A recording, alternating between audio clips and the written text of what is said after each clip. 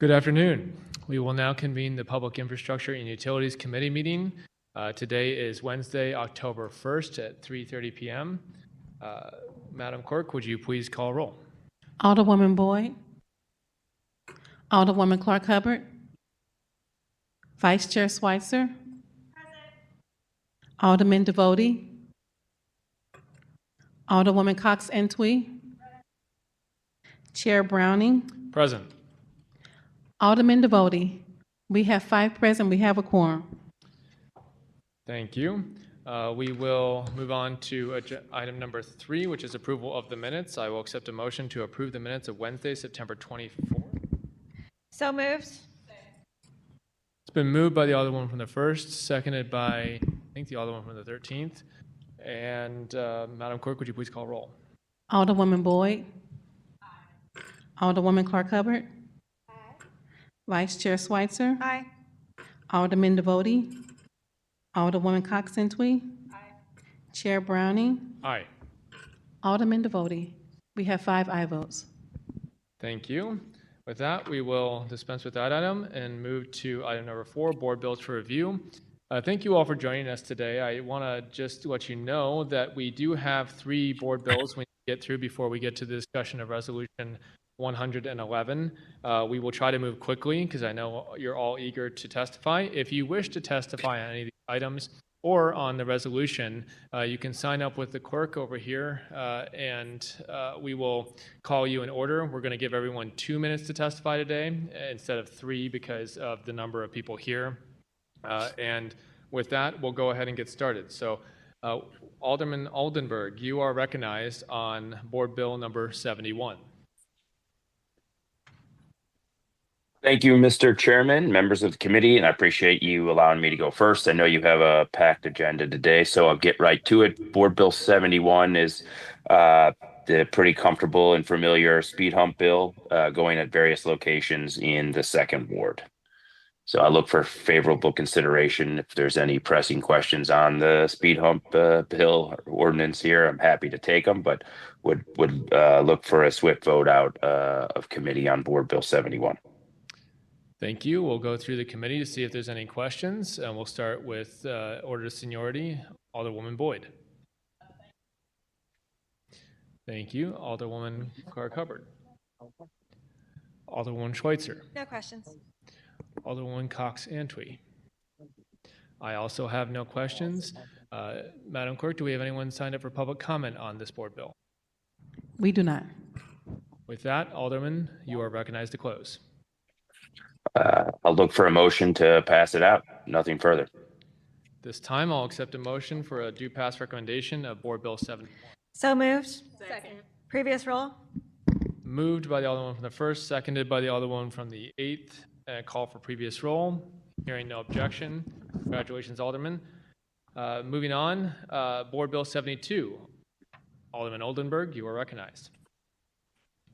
Thank you, Mr. Chairman. Board Bill 72 is your standard honorary street name, right? We're not renaming Nottingham Avenue, but instead we are putting an individual who was taken from us in the 2nd Ward far too soon. And in order to honor his legacy, his name, and give him tribute, many of the neighbors in the 2nd Ward decided that we could do this with the honorary namesake to the Nottingham Avenue block to which he lived. And this is a board bill that effectuates that. Thank you, Alderman. We'll go through committee to see if anyone has any questions. Alderwoman Boyd. No questions. Alderwoman Clark Hubbard. Did you get that? So noted. Thank you. Alderwoman Schweitzer. No questions, but I am sorry for your loss, Alderman, for the loss of the community. Thank you. Alderman Devoti. No questions. Please add me as a co-sponsor. So noted. Alderwoman Cox Entwy. No questions, and sorry for your loss, Alderman. I also have no questions and would also like to be added as a co-sponsor. And So noted. Madam Clerk, are there any public testimony on this bill? There is not. With that, Alderman, you are recognized to close. Nothing further, Mr. Chair. I also would look for a motion to pass this one out as well. All right, at this time, I'll accept a motion for a due pass recommendation for Board Bill number 72. So moved. Previous row. Objection. Oh, no, please. So moved by the Alderman from the first, seconded by, didn't catch who, Alderman Clark Hubbard from the 10th. And Madam Clerk, would you please call roll? Alderwoman Boyd, Aye. Alderwoman Clark Hubbard. Vice Chair Switzer, Aye. Alderman Devoti, Aye. Alderwoman Cox Santui, Aye. Chair Browning. Aye. We have 6 aye votes. Thank you. With that, we will move to the next item on the agenda, which is Board Bill 73. Alderman Aldridge, you are recognized.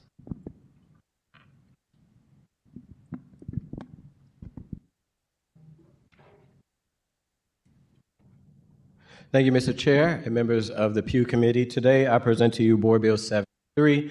Board Bill 73 is a vacation of alley in the 14th Ward. This alley sits between 13th Street, between Cole and Dr. King. It is a 12-foot vacation of vacating the street for hopefully some great future plans and development that's coming to the 14th in the near future. I do have one person, Mr. Berglund from the Old Post Building, that will come and just say some quick words about the vacation if he wants to come on up.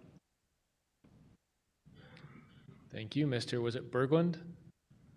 Thank you. You are now recognized to speak. Thank you. My name is John Berglund. I'm, as Alderman Aldridge said, the developer of the former Post Dispatch building, and we own the property in question. And the vacation will allow us to consolidate parcels and provide improved security and parking for the tenants of our building. One of the questions that we see the most is, where do I park? And it become, getting the similar parking ratios as in the county is always an issue. So this will help us facilitate and potential future developments should they occur. Thank you. With that, we'll see if the committee has any questions. Alderwoman Boyd, No question. Alderwoman Clark Hubbard, Alderwoman Schweitzer. Thank you very much. The board bill summary says the vacated area will be used to consolidate property for construction of the athletic field and future stadium Yes, parking. that will be most likely a cleanup on the floor to take out the athletic stadium in the field. There is no athletic stadium of the field. We did catch that on the front end, so there will be a amendment or a floor sub just to strike that out. This is just to do the vacation. It was an error between drafting it and the city of St. Louis. So. Okay, just want to make sure that we're, No new stadium coming. yes, like what's happening? Okay, thank you very much. I appreciate that, and I look forward to, if that's not done on the floor, I won't support the bill, but if it is, it's great. I always love your support, Alderwoman, and I can't have it without you, so I will make sure that it's cleaned up. Thank you so much, Alderman. Alderman Devoti, No questions. Alderwoman Cox Santui. No questions. I also have no questions. Alderman, well, 1 second. Do we have any public testimony? We have none. Okay. Alderman, you are recognized to close. Thank you, Mr. Chairman and members of the committee. I would ask for a due pass recommendation on Board Bill 7. With that, I will accept a due pass recommendation for Board Bill number 73. So moved. Excuse me. Mr. Connolly is online. Okay. Oh. Mr. Connolly, Let me move him over. when you're moved over, please turn on your camera and raise your right hand so we can.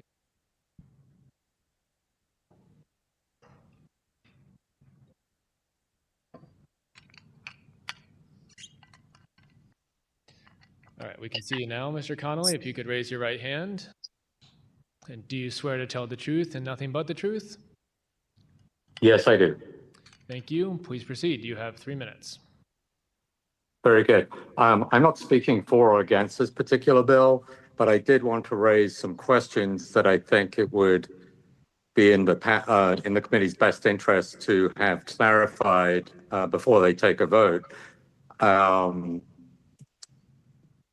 Well, question one is Mr. Berglund's company going to be paying the city for the property once it's vacated? And secondly, if you could clarify how many current taxing districts that this property is located in. To the best of my knowledge, it's in the newly formed Downtown North Community Improvement District.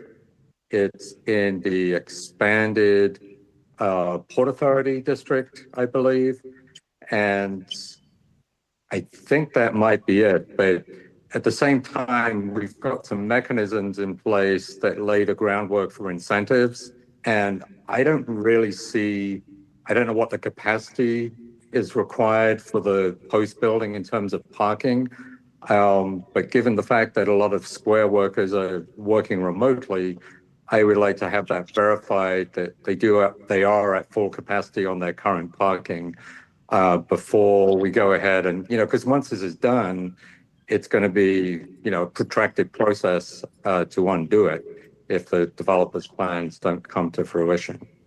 So those are my comments. I'd appreciate you guys looking into the answers to that. Thank you. Thank you. Alderman, do you care to address any of those points, or? Yeah, I would say typically I know when we've done street vacation, I've actually done one before. I don't think the city goes into an agreement with the vacationer who owns it if there's a payment made between them. Secondly, yes, I think this sits in one of the new SIDs that was developed. As somebody who actually grew up in Carr Square and represents this area, this part of 13th Street is actually not really used. We do use a lot of the Cole Street, and we use kind of the Dr. King, but this 13th Street, I mean, again, from being a kid to actually driving in and throughout my ward, this part of 13th Street is really not used. It will be used, as Mr. Berglund said, for parking. And there are some ongoing conversations as there's a lot of momentum happening in the 14th Ward around the NGA and bringing in future development to hopefully do potential development in this area where this part of the street will be helpful for those developments that happen. So again, I don't think when we've done vacations, we've paid the city for that. And as much as I know, this just sits in the one new SID that the Board of Aldermen passed. But again, this 13th Street is not utilized at all from residents or people that drive in and out of the city. Most of them use 14th Street. They use Tucker. They use maybe Cole if they're coming from the highway or going to the highway, as well as Dr. King turning east or turning north to south on 14th, and also turning north to south on Tucker. Thank you for that. Given that new information, does anyone on the committee have any additional questions? Not seeing any. There's been a motion and a second, motioned by, I think, the Alderman from the 1st and seconded by the Alderman from the 10th. Any call for previous roll? I think Alderman Boyd. Alderman Boyd, I think, called for previous roll. Hearing no objection to that, this bill has passed. Congratulations, Alderman. Thank you, Mr. Chairman. Thank you. With that, we will go ahead and dispense with item number 4, move to item number 5, resolutions for review. Alderman Schweitzer, you are recognized on resolution number 111.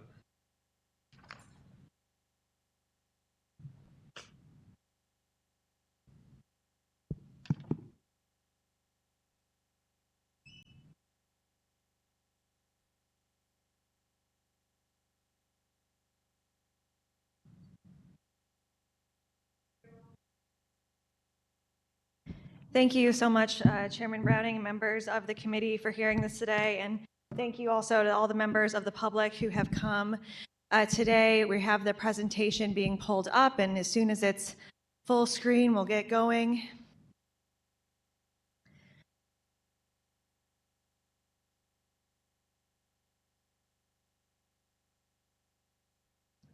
Take your time.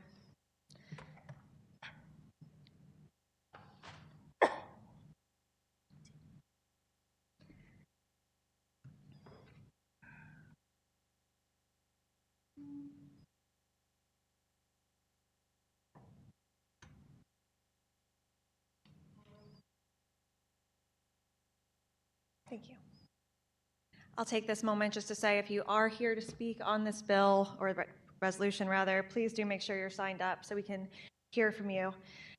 Just to get going, to keep us moving, this first thing I want to say about the resolution is that it is a resolution that mirrors Executive Order 92, which was signed by Mayor Spencer a few weeks ago, and that outlines the regulatory framework, sort of the beginning of the regulatory process for data centers. What this resolution does is that, if passed, it would affirm the Board of Aldermen's support for enacting clear, concise, thoughtful regulations within the 5-month timeframe outlined in the executive order, as well as puts in conditions that need to be followed now during the conditional use process.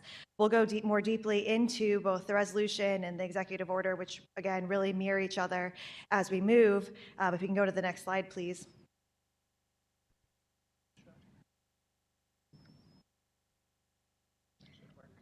Can you go to the next slide, please, Madam Clerk?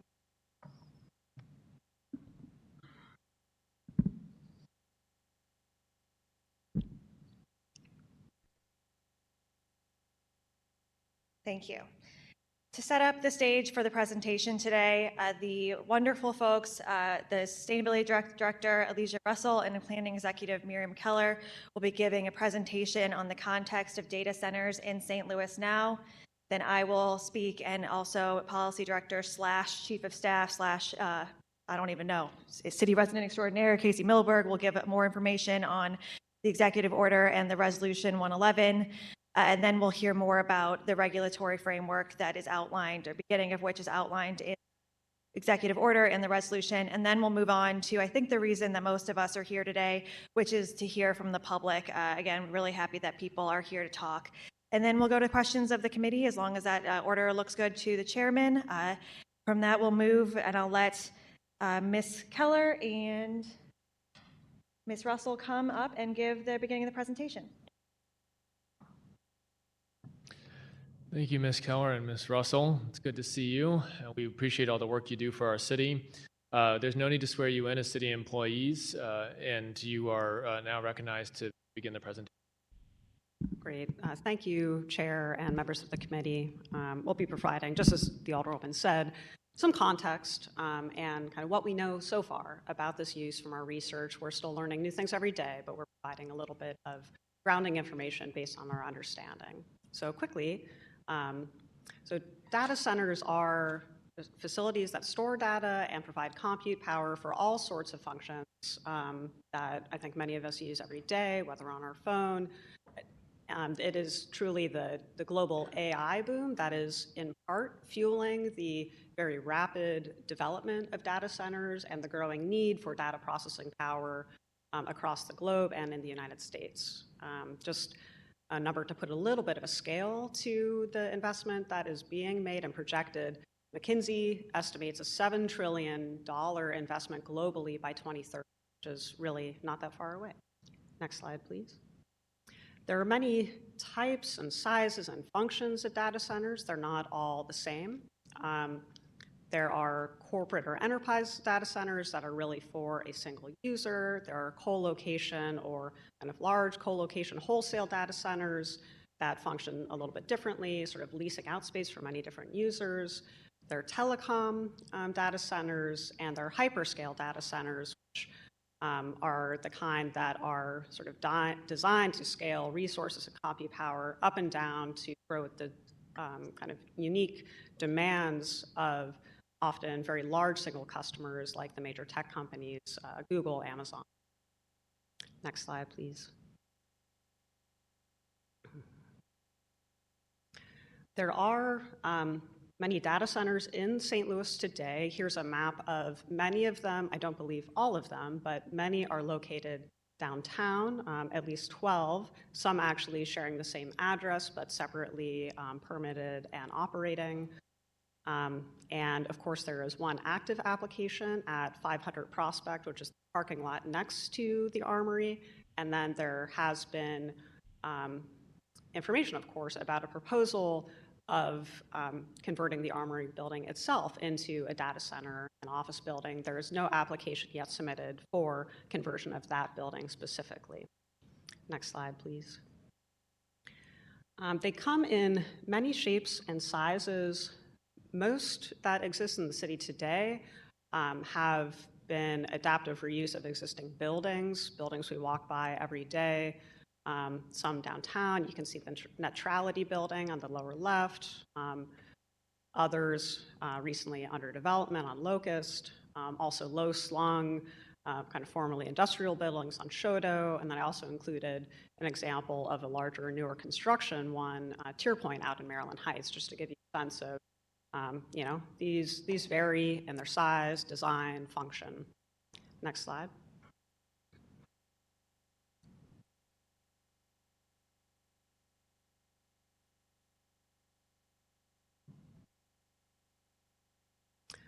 I did want to provide a little bit of context about how these were kind of being regulated as permits came into the city before Executive Order 92 was established. So, you know, this is, by the way, you know, where we were as of 2 weeks ago and not where we want to be long term.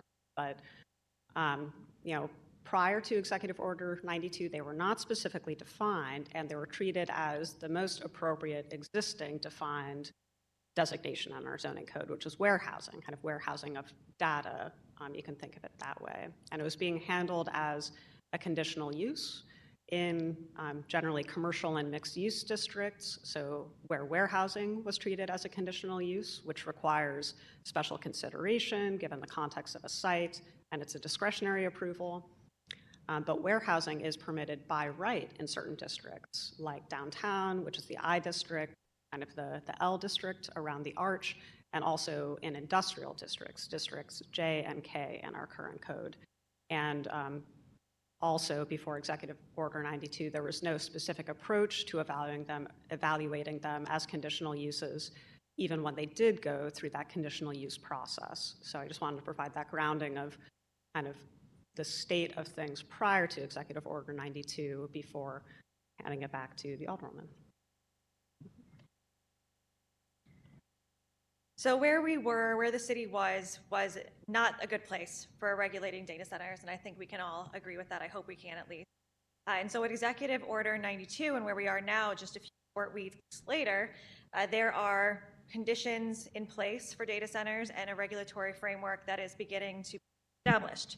Some of the important things that Executive Order 92 and this mirroring resolution do are the following that I think are very important. One, it's directing city officials to establish those regulations under some specific guidelines, which I'll discuss later, and the planning department will go more in depth on. The water division is directed to look at water rates, the water infrastructure, and more around data center usage of this incredibly important resource we have. And I have highlighted here that it does, in this current executive order and this resolution that mirrors it, prohibits data centers from being permitted by right in any district. If you looked at that map and saw those data centers downtown, many of them were permitted by right, which means that, or all of them, so they never had to go through a conditional use process at all. They were permitted as warehouses. That is no longer the case as of the executive order. There will not be a data center that is going into play in St. Louis from this point forward that does not have a public hearing. And I just think that is so crucial and such a big change from where just 2 weeks ago that was highlighted and really understood by everyone who's listening today. The conditional use process and the questions answered, over 40 questions, that any data center applicant would be required to provide to have a conditional hearing. To have that conditional use in hearing is outlined in the executive order in this mirroring resolution. And then both the executive order and resolution affirm the support of these regulations created and provides a timeline for those. This has already seen results. We've already seen how this executive order has changed some of the outcomes that have been in front of the city of St. Louis around data centers. Just last week, the project, the people working on the Armory data center asked for a continuance on their conditional use hearing, citing needing more time to be able to adhere to the terms, the questions asked in the conditional use process. So I think that is an important thing to bring up. While we're talking about Resolution 111 and this specific executive order, I think seeing how what we do here at City Hall and how it results in what happens and the conditions that happen are really important. Just next slide, please. So the expanded information requirement in the conditional use hearing, again, over 40 different things that need to be discussed, that need to be answered by the petitioner. Some of them are outlined here. You'll see environmental uses, land use uses. There is an economic impact section, point by point. If you look at Resolution 111, you'll see those various questions that are asked. Next slide. And then including in this executive order and the resolution is the considerations for the regulations. In just a moment, our planning department staff will come back and talk more about these specific things that are being investigated by staff at the city around these topics. But these are all the things that are required by Mayor Spencer's executive order that need to be addressed in any regulations that we have going forward. And I would also, just at this time, if the Chief of Staff, Casey Milberg, has anything she'd like to add, welcome her to come up. But that really gives the outline of what the executive order and then this resolution that affirms it does. And I'll just pass it over to Ms. Milberg for just a moment to give any additional context. Thank you, and good afternoon. For the record, Casey Milberg, Chief of Staff to Mayor Spencer. I know there's a lot of people here today who took time out of their schedules, so I will keep my comments brief, but start with a note of thanks, first and foremost, for our planning and zoning staff for the tremendous work they put in. What folks in this room may not realize is that how we got to this point was months in the making. Our planning and zoning staff were directed by the Planning Commission back in April to really dig into this issue because of how emergent it was. So that was the foundation that they laid. They presented their recommendations to the Planning Commission earlier this fall, and they reviewed that information. The conversation, the questions that they asked during it were really remarkable and robust. And for the folks in this room who haven't yet had the opportunity to go and watch that, I encourage you to. I think it is a great demonstration of how thoughtful the city government is, how thoughtful that body is, and the foundation that laid for this executive order and just the topics that emerged of this is the kind of information that we don't have, that we need to find a way to have, and we need to figure out how to build rapidly. So I do want to make sure that we're thoughtful in thanking them. And of course, our sustainability director back here, Alicia Russell, was also an integral part of that too. At the end of the day, where we are at right now is a result of a tremendous amount of thoughtful conversation, and it is still just a starting point. And that's important to acknowledge. It's why everyone is here today. There's been a tremendous amount of input and collaboration to get us to this point so far, and that is going to continue. This is a conversation about how we use our land. What is the future of this city? How are we going to get there? How are we going to protect and allocate our resources? How do we want to innovate? So many questions are attendant within this, and it is such an important conversation. This is a sector that has grown so rapidly in so many ways in our community, whether it's a data center or some of the firms that have relocated here to take advantage of the existing data centers, which has already happened for several years. Whether you are concerned about the resource implications on our city's water infrastructure, our energy code, if you just generally have questions about that and you don't know where to begin, those are all extremely important questions that this executive order, that this resolution, that this conversation today is designed to encompass and make space for. So ending as well with a tremendous amount of thanks for this body for taking time out today to make space for all the people in this room today. And as well as our offices, thanks for everyone who came out today to share their perspective as well. We're grateful for it, we're paying attention, and we look forward to continuing to hear the feedback from the community. Thank you. Next slide.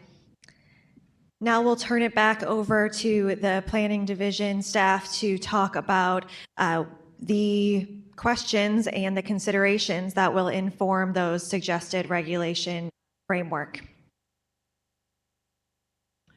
Great, thank you. So our task now is to learn as much as we can, as quickly as we can about this use so that we can recommend appropriate regulations, just as the Alderwoman said. So what I'm going to, and Alicia and I both share today are high level, some of the things we understand so far that are informing our development of regulations, in addition to studying the work of other communities that are similarly grappling with this question. So we're going to quickly talk about land use considerations, environmental considerations, economic considerations that are informing the regulations and that we will continue to research. Next slide, please. Next again. Thank you. Yeah, great, thank you. So on the land use front, land use impacts, larger data centers and those with the more intensive functions really elevate the heat in the space, and they require more cooling and backup generator equipment that can create both noise and contribute to air pollution when generators are in use. In many cases, generators are intended to be backup as a means to plan for times when the grids can't deliver appropriate energy. The experience in other communities has been sometimes they end up in use more frequently than expected. From a land use and urbanism perspective, data centers do contribute little in the way of vibrancy, and that's for a couple of reasons. There are few permanent jobs, which means there are just not that many people entering and exiting a use over the course of the day, and some just require intensive security. Our data does need to be secure, and that is often a requirement of companies interested in the server capacity of a data center. Single-purpose data center facilities can successfully be incorporated into industrial districts, but I think something we're interested in exploring is the potential for a floor or two of servers to be integrated into larger development and actually kind of making possible that larger development and perhaps increasing the marketability of a larger development for tech companies and other office users. Next slide. I'm going to hand it to Alicia to kind of talk us through the parts of a data center and how those relate to the land use. Thank you. Good afternoon. So on the screen here, we have just like a basic diagram of a data center. So they need to be in a place with access to water and fiber infrastructure. It's going to be in a fenced-off area. So in the center, you have the data center itself with its cooling equipment, either on top of the building or in the rear. You're going to have backup generators along one side of it in the yard. And then usually they're going to be close to a substation for that electrical power, which connects to transmission lines. And then in terms of like the people power or the people working constantly in the data center, you're going to have a facility manager, security on site, an IT professional or engineer to help manage the servers and make sure everything's running in optimal condition. And then we have a few pictures, if you click through, that show what substations look like alongside a data center in Virginia. An example of the cooling equipment that could be used there could be a cooling tower situation or air handlers, and then examples of diesel generators. So in the environmental considerations that we'll go through, I mean, beyond just noise pollution, air quality, and the potential impacts on biodiversity, data centers use an enormous amount of energy. Most of that energy is going towards actually cooling the system itself, with the next biggest portion to actually run the servers. We know that it seems like when a data center uses more electricity, it's going to use less water, and then vice versa. So if it's going to use water for equipment, then it'll use less electricity. And then we have seen some creative projects where waste heat has been captured to meet other needs, but there's limited applications to this. And when we think about the scale of energy, for example, to put something into context, a 100,000 square foot data center could use at least 100 megawatts of power. And that's enough energy to power 18,000 homes for a year. Next slide.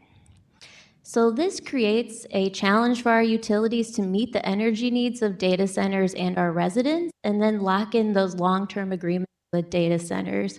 So this means we need new power generation or transmission infrastructure, and currently those costs are paid by the ratepayers. There are new state regulations that allow utilities to charge ratepayers for construction of new power generation before they're actually completed and generating energy. This bill also is calling for large load customer tariffs, and that's for like a special rate for business entities that are asking for greater than 100 megawatts at the transmission level. So what we've seen in other communities, that this is contributing at an unknown level to rising electrical bills for residents and businesses. And then we'll move back to the the economic consideration. So yeah, quickly, sort of the third piece of this, what data centers mean for our economy. I've mentioned that they do generate very few permanent jobs directly associated with the facility and its operation itself. So for example, for a roughly 100,000 square foot facility, you might have 10 people at any given time in those jobs that Alicia was describing operating the facility, but they do rotate in shifts to ensure successful operation of the data center throughout the day. So there may be few very direct permanent jobs on site. They are high wage. These are pretty well-paying jobs. I think the more, the other job side of the coin is construction jobs in data centers. These are very capital-intensive facilities, so there is a lot of very specialized construction labor that is part of the upfront construction period. And because these facilities often need upgrades, some of those construction jobs do replenish. So there are construction jobs even as part of the need for recurring upgrades. Next slide, please.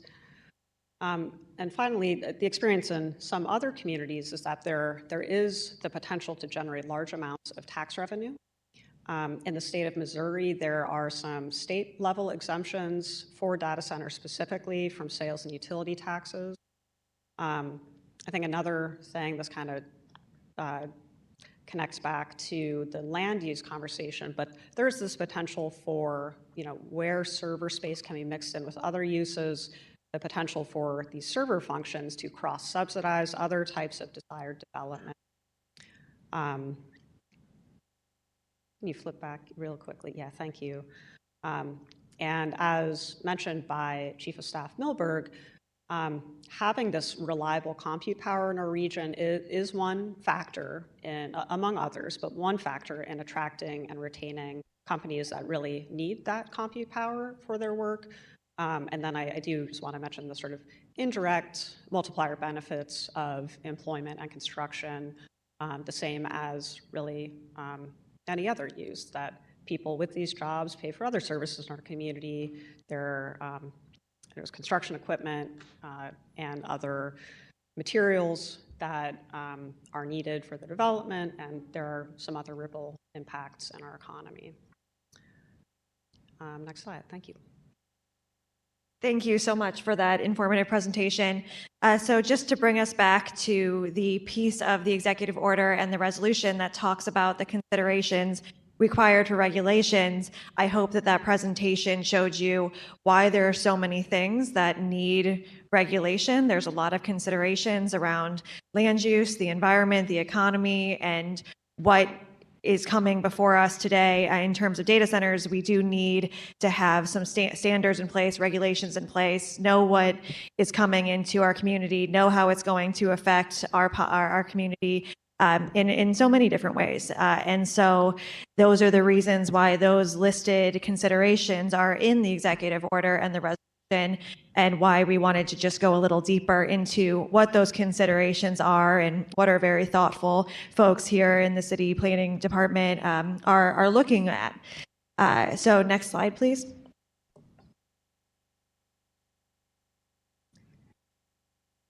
We're gonna get a new clicker. That's my solemn vow to everyone in this room. Okay, so with that, there's a lot of people in this room who want to talk about this issue. And while I've talked to many people in this room, I, of course, haven't talked to everyone in this room. But I imagine some people's comments are going to be about data center regulations in general. Some might be on this specific resolution. Some might have things that they want to share about maybe the Armory project or a data center that's near them that they want to give feedback on. I would argue that anything about data centers is germane to this conversation and what we're accepting comments on today. But I do think that it's important to note that if people are here to talk about a specific project, This comment counts for this hearing. If you're interested in a specific project, you need to make sure to get your comments to the appropriate conditional use hearing or hearing regarding that particular project, because that is how the consideration of comments works for those sorts of hearings. So I just want to make that clear. And then I thought, normally when we have this many people who want to speak, we usually do public comment first and then questions from the committee. And I turn it over to you, Chairman Browning, to run the rest of the meeting. Thank you so much. Thank you, Alderwoman Schweitzer. I would echo those comments. We try to speak to the resolution if you can, but we will welcome comments on the topic in general, understanding that there's a lot to cover here. Also want to call attention to that the developer of the Armory project is hosting their own engagement. 2 dates have been announced for that, one on Zoom and one in person. So that's there's I think a Post-Dispatch article that has the dates for that. So if you'd like to speak directly to the developer of that project, that's the place to do that. And then the conditional use hearing for that project has not been scheduled yet. It was delayed and there is not a new date yet. So keep an eye out for that, because that would be your chance to speak specifically to the city about that specific proposal for the Armory site. With that, we will go ahead and proceed with public comment. A reminder to everybody that we're going to limit comment to 2 minutes so that we can get through everyone today and so that we're not here tonight. And we also need to swear all of you in. So if you are planning on speaking, whether you're online or whether you're here in person, please, we're just going to do this all together. So please raise your right hand. Do you all swear to tell the truth and the whole truth? All right, thank you all. With that, if you're online and you'd like to speak, please raise your hand. We will try to alternate through this, and I'm going to hand it over to our clerk at this time to call through our public testimony. Reminder, if you haven't signed up to testify, you do need to do that if you're in, and if you're online, again, you can raise your hand. Madam Clerk. Our first speaker is Michael Durham. Hello, and thank you. I'm not here to speak on behalf of or against data centers as a whole. I'm here to speak about the fact that it shouldn't be so black or white. I think this issue is a location issue, not an existence issue. It's not a for-profit prison. You're not for the prison system because it's in Idaho and not here. You're against it because it exists itself. Well, data centers are going to exist. They're going to build them. The St. Charles one will get built. Something else will get built too. So it comes down to, where can we build these things? Can we build them here? Are we doing it responsibly? That's the question. So anyone who comes up here and says no more data centers, which is what got me interested in this because of a Reddit post, I was like, well, just none? We're just not going to have them? So my point here is that the discussion needs to stop being about these people, these developers, this. This is crucial new infrastructure. We shouldn't fear it. We shouldn't burn the witch that came up with it like fire or the wheel. It's the new infrastructure that's going to feed the old infrastructure. Traffic mitigation, hospital expansion, Barnes Jewish, SLUs, all of this stuff. The new NGA building, which will need a lot of data. The NGA, which saved my life while I was in the military. So these are all crucial infrastructure. So our question here is, do we want to let somebody out in Lincoln County take all the construction jobs and do it out there? And then they're just going to pump in the energy from out there to here? Ameren's going to build it somewhere, and they're going to defer the cost to us regardless. So how about we get some tax incentive? How about we keep something in the city? And how about we put it wherever? I don't know where they're going to put it, but close to a power line. I don't know, maybe the Central Corridor. We fit a Topgolf in there without tearing that much down. That's crazy. The city's 200 years old. That should have been filled with businesses. We have the space, and you can't hear anything. It's a highway. Thank you. How do I turn that off? Wow, that's annoying. Okay. Thank you. New technology, we're still working with it. Thank you for that comment. And if you could, when you stand up here, if you could tell us what ward you live in, or if you don't live in the city, just say that. We'd appreciate knowing where this testimony is coming from. It helps us understand, as your representatives, which of our constituents are here today and care about this issue. So with that, Madam Clerk, you can call the next speaker. Armand Walker online.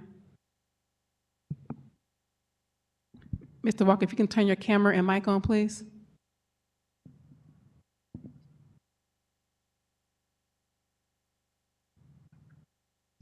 Hello, can you hear me? Yes, we can hear you.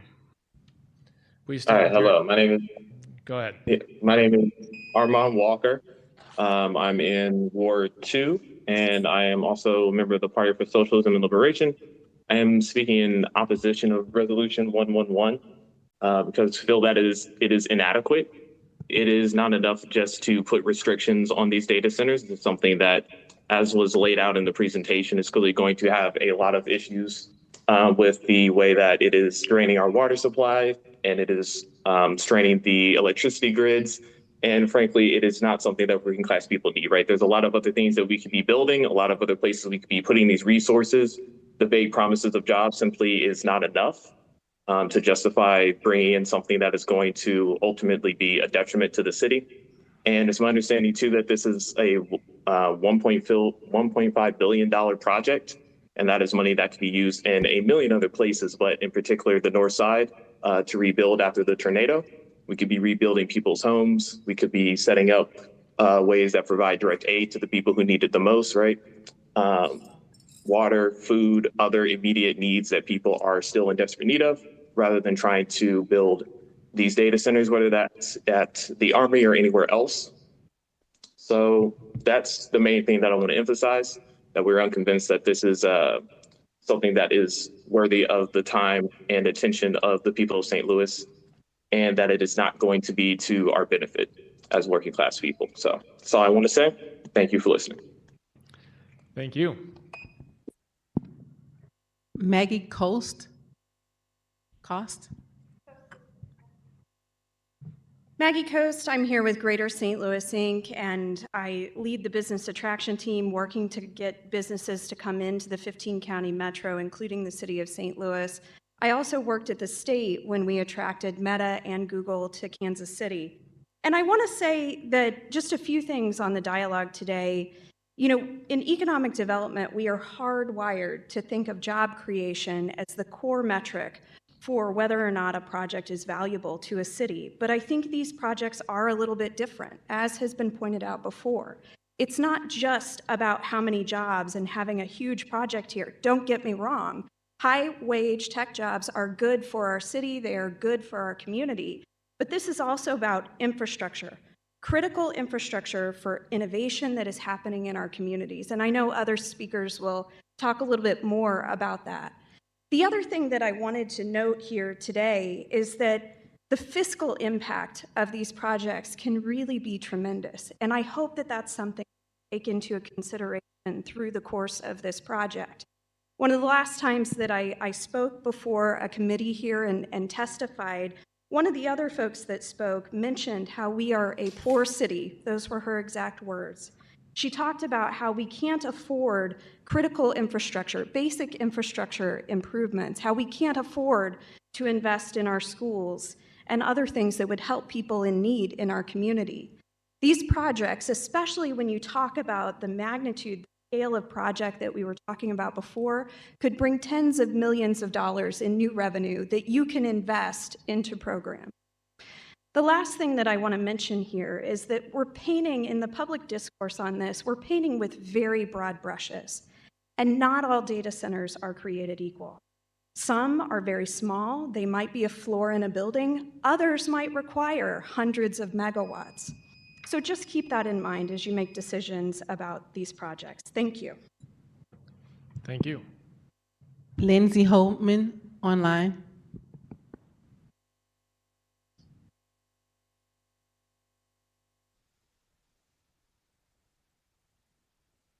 Hey, give me just one moment here. Are you able to hear me? Could you please turn your camera on? Now we can see you. Yeah. Sorry, I just switched to a different camera.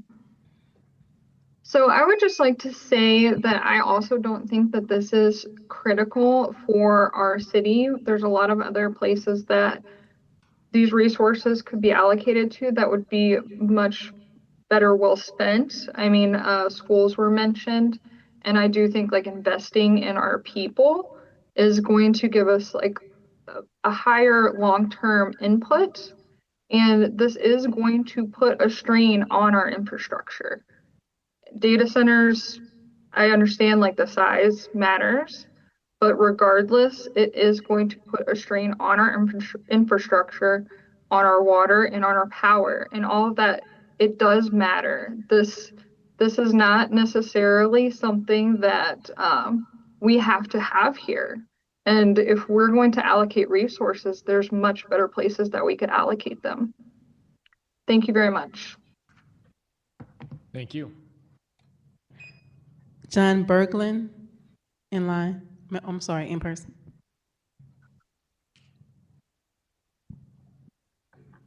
Hi, my name is John Berglund. I'm a developer of the former Post-Dispatch building and also representing Downtown North, which represents the Globe, as well as a Railway Exchange building, T-Rex formerly.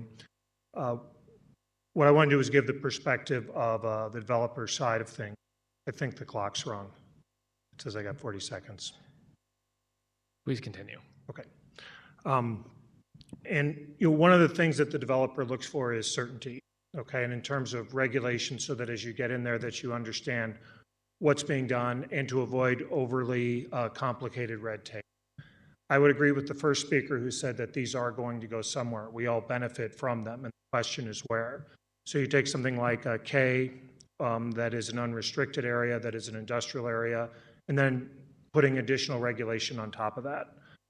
I would also say that most people probably weren't aware that there were a dozen data centers, and these tend to be fairly, go about their business, and they attract other businesses in the area. And so the tech is very important as far as looking forward and attracting other businesses to be here. Thank you. Thank you. Lindsay Emmert, online.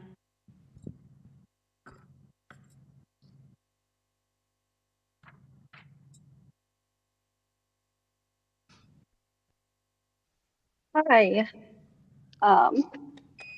So I am in Ward 2, and I just wanted to second what Armin was saying about the resources in St. Louis. Ameren shut off roughly 18,000 homes from electric last month in September, and that was due to Ameren and energy bills, and we simply cannot afford it. The working class cannot afford this.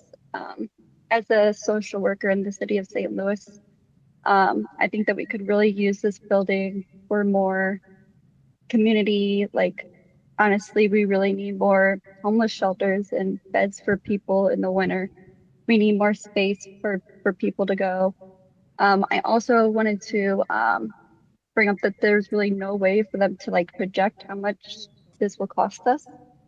And in terms of the pollution and the strain on our resources, I grew up in Bridgeton, right next to the Westlake landfill, where people suffer with so many detriments from that, and the government taking advantage of just the space and resources that were there before, and covering it up. I would like to see that space used for something that will help us not strain our resources and hurt the community in it. That's it. Thank you. Mark Munzel. Good afternoon. My name is Mark Munsell. I've worked in the city for 30 years, recently retired from the National Geospatial Intelligence Agency, where I had positions like the Chief Technology Officer and the Chief Artificial Intelligence Officer. I've also have experience building some of the world's largest data centers for the world's largest government agency. I don't think it's lost on anyone here how important having data centers are to our economy, to our citizenship. People use data centers all the time for watching Netflix, for playing video games, for doing QuickBooks, to watching YouTube videos. Why is it important that they are nearby? It's something called latency. For those of you that understand physics, it's super important to have the sort of speed of light be accessible very quickly to your data and to your compute nearby. There are thousands of other use cases. I will highlight two. Many companies in the city run what's called a virtual desktop, and that's a desktop where they don't actually have the machine there. They virtually run their desktop machine at a data center. That reduces the footprint of the actual hardware, that lowers the amount of power used, and is much more beneficial to the environment. Another example is building AI models. I'll just say that the geospatial community here in St. Louis has researchers that are working on AI models to improve food security, agricultural modeling, climate impact and sustainability modeling, and of course, national security. As we attract more geospatial technology firms here, they need to have hyperscale compute. They need to have it nearby in a very low latency so they can test and train their models. I will say the last thing that we need to do is signal to the investors of the new digital economy that we are not interested in participating in that economy. So not only do the citizens, businesses, universities need access to powerful nearby compute and storage, but we need to signal to the country, these American companies, that we appreciate their investment. Thank you. And did you say, were you in the city or are you? 30 years working in the city. Thank you. Melinda Long, online.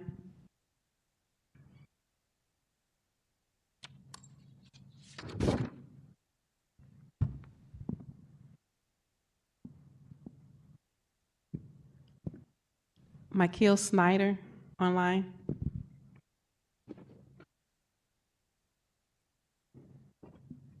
Can you hear me? We can hear you. Please go ahead.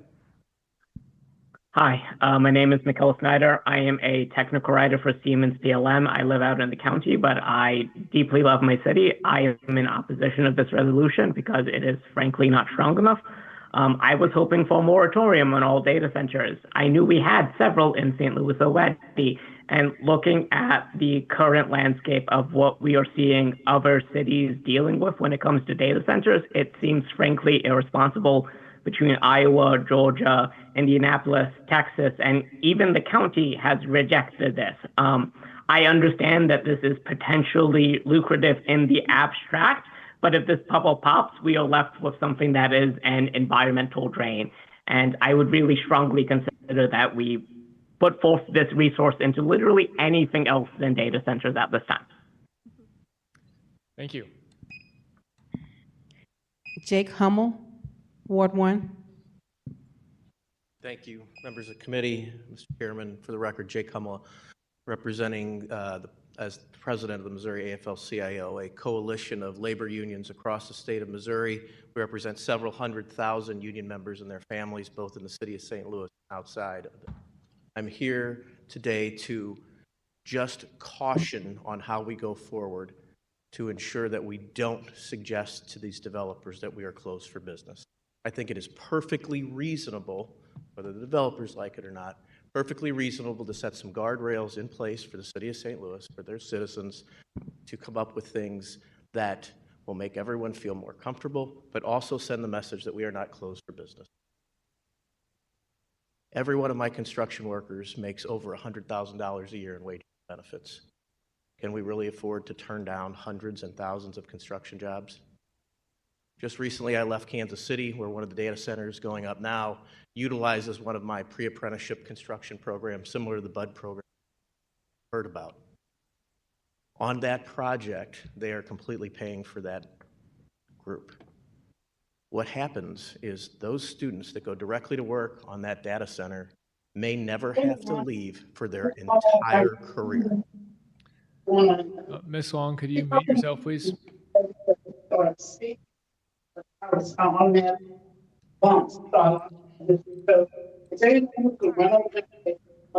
Mr. Hummel, apologies. I'm waiting. All right, please proceed. Okay, I'll be very brief. They may never have to leave those jobs for the rest of their careers, unlike every other construction job that there is around. They can start their careers, as was stated earlier, there's constantly new technology that happens. As those jobs and those buildings create these construction jobs, it's not just the folks that work in them, they're constantly needing to be refreshed. They're constantly needed to be upgraded. And those people can stay on those jobs and never leave for their entire career from start to finish in one project. And I think there's plenty of opportunities for residents of the city of St. Louis to partake of that. And I just urge you to be cautious on what you do. Thank you. Thank you. Melinda Long online.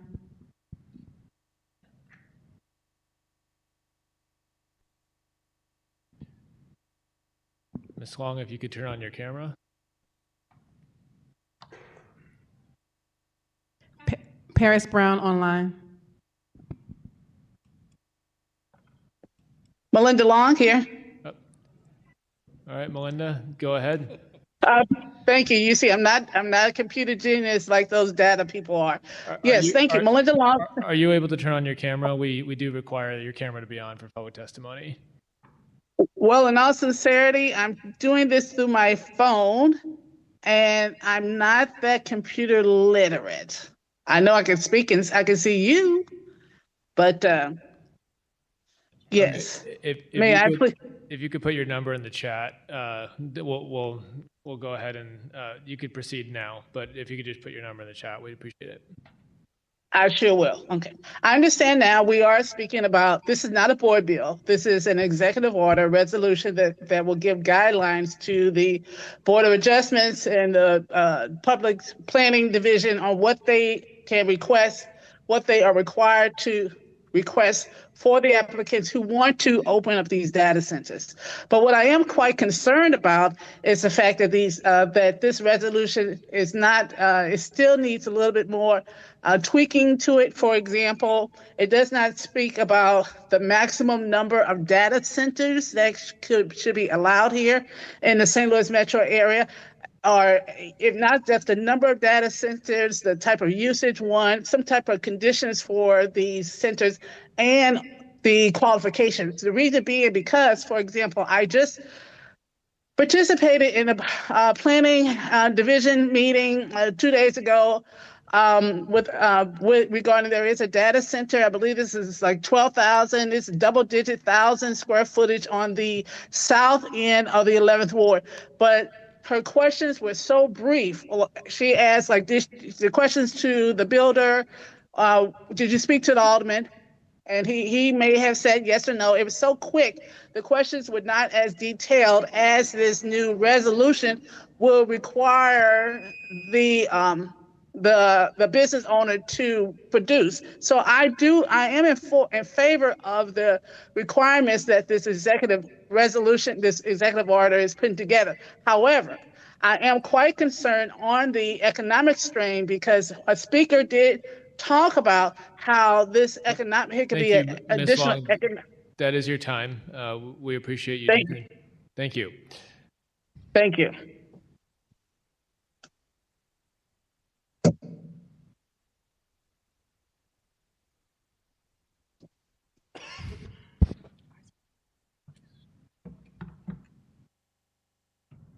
Jason Spikerman.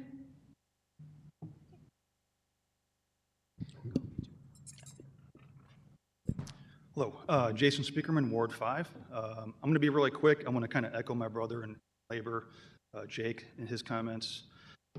The idea behind this resolution is pretty good. I think we just need to make sure it doesn't have blocks against construction.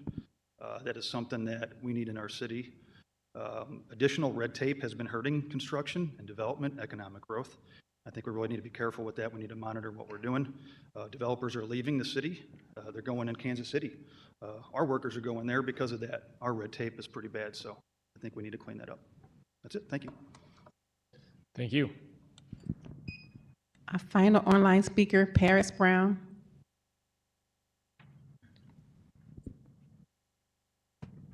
Ms. Brown, if you could turn your camera. There you are. We can see you. Please proceed. Hello. My name is Paris Brown. I live in Afton. I don't disagree that we already have these data centers. Data centers will be built. I do think that it does not need to be in the city. If we look at a lot of stuff in the city, we have not built a homeless shelter in the city in 20 years, as to my understanding. The city has not. Ameren increased their cost. I'm a mom. I'm in a lot of the local mom groups. The Ameren's last cost increase hurt people badly. It hurt families badly. It hurt small businesses badly. And another jump just isn't sustainable for consumers. We have a lot of last. We're last in early childhood. Our special school district is over $50 million in deficit. And we also have to look at not only the environmental impact of the center itself, but the long term. We will continue to see more tornadoes similar to the ones that we saw this spring as our environment becomes more unstable in this location. And how will the data centers be prepared for that? Will that take away resources when we have, like I said, North City is still missing resources from the tornado. If these data centers are hit, is that going to take resources away as we jump on top of this? And also, will our union construction guys, will they be taken care of and protected? And, will this support our union jobs? So that's my input. I really appreciate my time. Thank you. Bill Walker.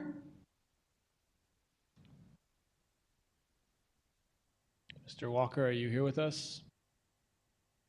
All right, next speaker, please. Jeff Abusi.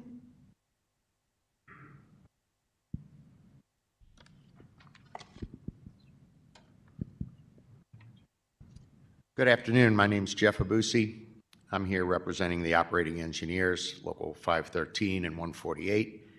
They not only build projects, but they also operate the buildings after they're completed. I'm also to here give testimony for the St. Louis Building Trades, who supports data centers in St. Louis. I think the biggest thing, and I know Jay Kummel had talked about this, about the thousands of jobs that go to construction projects of this size. That is important. I also heard about taxation of what this means to the city and how millions of dollars could come into the city's coffers to help pay for some of the things that we've heard from some of the people that have testified. To comment on the last lady that spoke, she wanted to know about, are the union people protected? Yes, this developer particularly has signed a project labor agreement with the St. Louis Building Trades, guaranteeing that every job on that job will be a union job. As Jake also mentioned before, our salaries on projects like this will exceed over $100,000. So as developers look to St. Louis to build things, what we don't want them to do is always be going to Kansas City, and we don't want the city to create barriers of entry for projects like this. So I hope everybody looks at those things in making your decisions, that we continue to incentivize people to build here, live here, work here. Thank you. Thank you. Jim Peebles.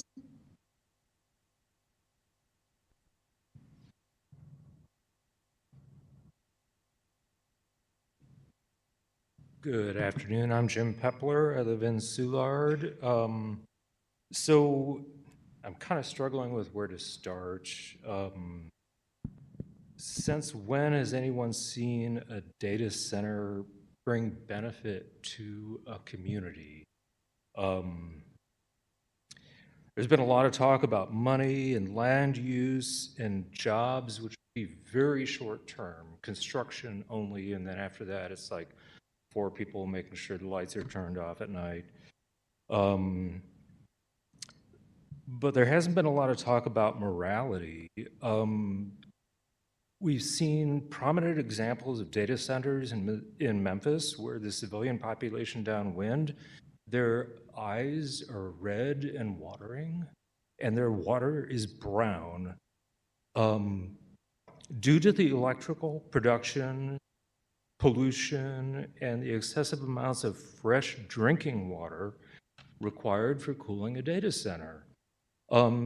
Data centers are at the core of population control, thought policing.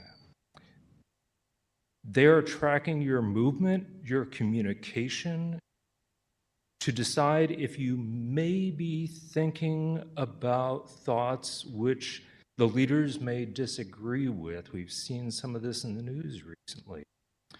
There are hordes of power and fresh water. I heard the one proposed in Utah would use the current power of the entirety of Utah plus the 5 surrounding states. If you haven't researched Palantir, I suggest you do so. Palantir is the AI subversive monitoring. That's your time, sir. Thank you. Understood. Thank you. Sandra Paget. Yeah, and if you don't get to finish your testimony today, you can always send us testimony in writing. We do want to hear what you have to say. We just have to get through a certain number of people today, so we really do appreciate everyone that's come out today. Hi, my name is Sandra Paget, and I'm the Executive Director of Consumers Council of Missouri. One of the things we focus on is utilities, and that's affordable utilities for people in Missouri. We support this resolution because we are concerned about the effect of increase on water, for electricity and water on Ameren and city water bills. Data centers will increase the need for electric capacity, and this is extremely concerning. We're not necessarily against data centers, but we are against setting up a system where we create a need for electric capacity and then Ameren decides that it needs to build a nuclear power plant. Ameren already, if you listen to the chatter, Ameren is talking a lot about nuclear energy. And again, Consumers Council, we're not against nuclear energy, but Senate Bill 4, which was passed by the legislature this year and signed into law by the governor, who received a lot of money from the utilities, will allow Ameren to charge customers for the cost of building a nuclear power plant before it's completed. And that's concerning because we expect that that is going to result in a $500 additional electric bill. We're also concerned about the water consumption. So 80% of data center water is evaporated. It's not going to go back into the system. There aren't very many good studies as to how much water data centers use. And what we suggest is that the cities think about entering into a community benefits agreement with the data center if it gets to that point, whereby the data center would perhaps agree to put money into a fund that would enable the city to enable residents to install meters in their house. And that could limit the amount of use of water by city residents because then they could pay attention to efficiency. And so we're asking everybody to help us with that affordability, even the unions. Thank you so much. Thank you. Elise Schaefer.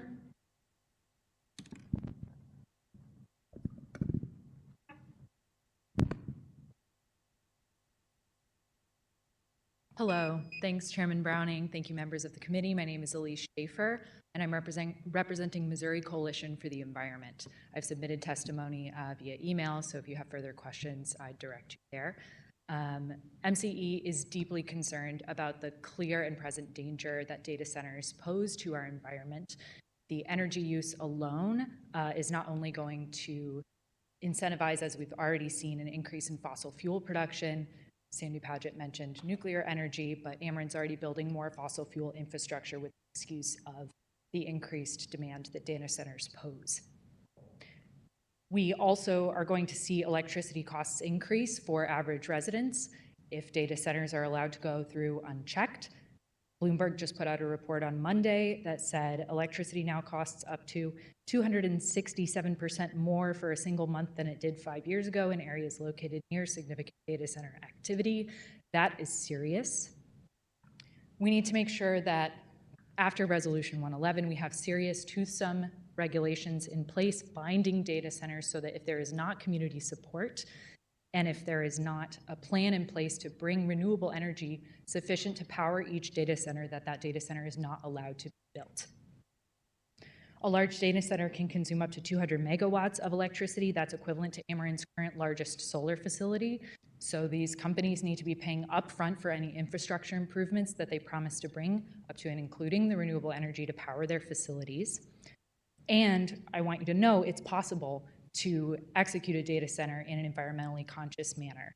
The Potawatomi tribe in Milwaukee, Wisconsin has put together a data center that doesn't use any new water except for what they use for their bathrooms. So these are reasonable regulations to put in place. It's possible, we just have to ask. Thank you so much for your time. Thank you. Scott Ramshaw.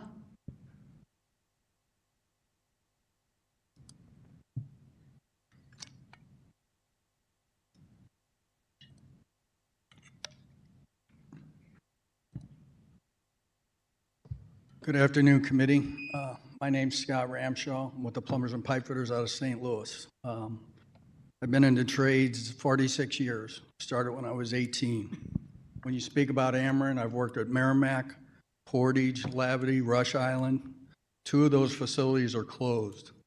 Ameren, we're lucky to have Ameren in this area, whether you like them or not. On the leading edge of having to build 2 new units, one at the old Rush Island site and one at the Merrimack site. They're probably going to be gas-fired units. Energy is a big thing. We're lucky that the technology is changing. Technology is not only going to help us, it's going to feed the metropolitan area and the surrounding areas. We cover 67 counties, our local alone. We have 850 apprentices in a 1 through 5 year program. The job creation for all of industry, of which this region grows on, is important. So just slow down, look at all the different things we need to look at, but let's be proactive on moving this region forward. And if there's anything I can answer, please feel free to contact me. Thank you. Thank you. We have Cecilia Dork online. Good afternoon. Thank you so much for hearing me today. A couple of things that I would love to address just on the jobs front for these data centers. While they don't employ hundreds of people on site every day, the jobs that they do produce are stable, 24/7 high wage technical jobs, and the kinds of jobs that anchor people into future facing industries like IT, engineering, facilities management. They also bring with them steady streams of vendors and contractor activity from electricians to fiber providers. So the economic footprint that you see is larger than the headcount in the building itself alone. Additionally, they attract employers and entrepreneurs that require low latency services because it improves their own outcomes and service capabilities. So although it's not an immediate sort of headcount, there is a significant additional impact. And then with regard to tax revenue, I think it's important to address the different sort of fiscal layers here. There's a difference between new construction and retrofit. Retrofit projects often replace existing value with new value, so the tax rate on real estate increases incremental, where by contrast, new construction on vacant or underutilized land creates value from scratch. Every dollar assessed is new to the city and its taxing jurisdiction. Additionally, there's personal property tax, sales and use tax earnings, and all of that combined is more than most land uses provide to the city of St. Louis. So as folks consider all of the things that the city of St. Louis really needs to put money towards, these taxes really provide that opportunity and additional revenue that they otherwise would not have and could put to good use. And then finally, if I could just add that, this is really the time to really be focusing on this investment. It takes a long time to build this infrastructure, and if St. Louis would like to sort of position itself as a tax-centric economy for all of these things that we're really excited about, then this is really important to invest in now while the opportunity still exists. Thank you, Mr. Warwick. And can you please introduce yourself, where you're calling from? Yeah, while I don't live in the city of St. Louis, my employer is in 63118. We've been headquartered there for a number of years, and I'm a former resident of the city of St. Louis for many years. Thank you. Next speaker, please. Tim Brees.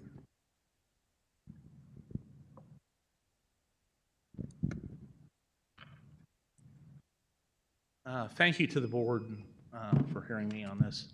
I'm speaking in favor of data centers. I'm a real estate developer. I am from St. Louis County. I live in Baldwin, but I have done developments in the city of St. Louis, throughout St. Louis County and Kansas City area.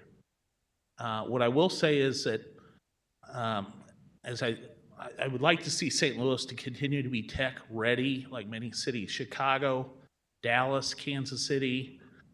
Many cities in the Midwest have embraced the technology. There's technology boom is happening, and this data centers are going to be built, whether they're built within the city or whether they're built in the outlying areas, they're going to be built. And, there's a certain thing, it was mentioned, latency and redundancy.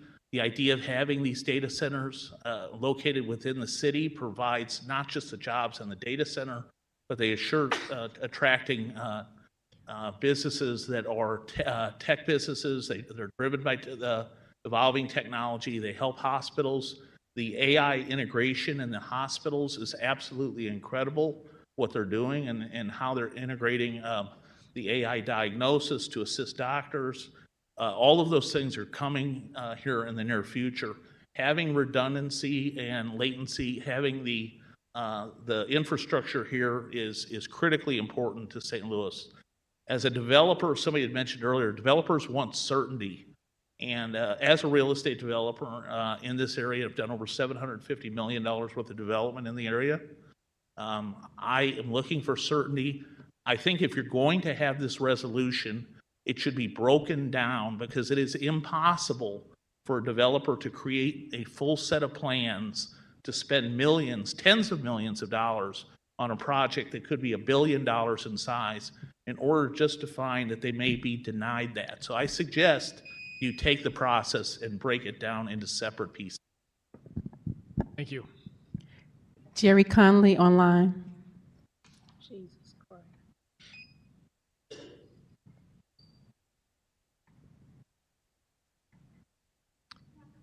Mr. Connolly, if you could turn on your camera. There you are. We can see you. Please proceed. Very good. I'll pledge to say the whole truth, nothing but the truth, because I didn't raise my hand earlier.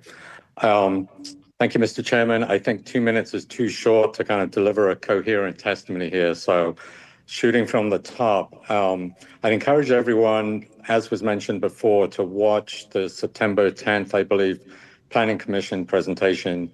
And as the city moves forward with developing regulations, please emphasize the role of the professionals that the city has on staff. The applicant for the prospect site submitted a document to someone in the city that was shared by public radio this week. And in it, basically, they're offering to be like a partner with the city in developing these regulations. And I think that would be the worst possible thing for the city to do.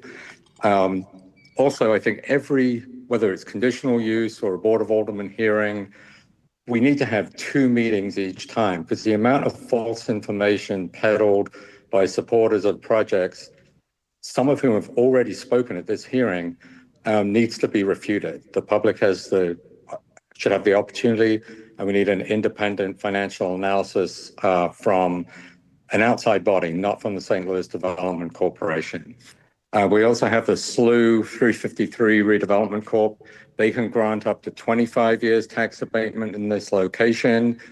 And again, contrary to what some of the public information is, the St. Louis Development Corporation, according to that redevelopment agreement, has a review period when tax abatement is recommended by the SLU 353.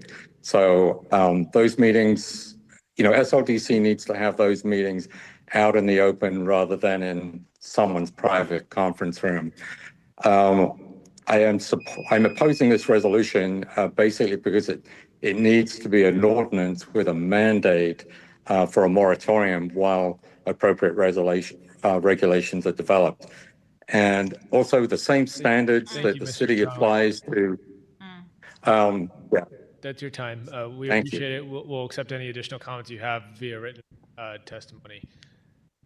Michael Very Berg. good. I'm sorry, Michael Berg.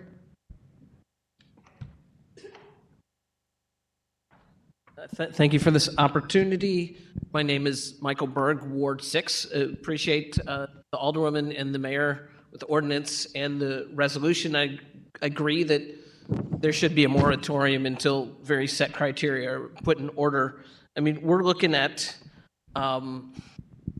we have the potential to have industrialized society with all renewable energy. We're moving towards that direction. And a couple things happen. You have this boom of AI, you have the boom of cryptocurrency, and we now have, let's be honest, we have lunatics in the White House and running our federal government who do not look at climate change as something important. It is an actual existential threat to our existence. We are sleepwalking to civilizational demise if we're not addressing this issue. And I keep hearing these things are going to be built, these things are going to be built. Well, they're not building them in St. Charles right now. Since we have people who are not looking to actually save civilization from an existential threat, we have to agree, start somewhere, say we're not going to do this, we're not going to, it's not worth AI and cryptocurrency to have floods, droughts, and a complete changing of our climate until we no longer have the crops we need and the ability to function and our seas overflowing. So we need to look at what's going on big picture and say we have to take a stand somewhere. We can take a stand in the city and say we are not going to put projects that as a totality in our civilization are going to lead to our demise. So I commend them for putting this forward. And yes, I agree with previous speakers who said we should have a moratorium period until you have real strict size limitations. And we're looking out for these issues. Thank you. Thank you. Jamie Buddenmeyer online.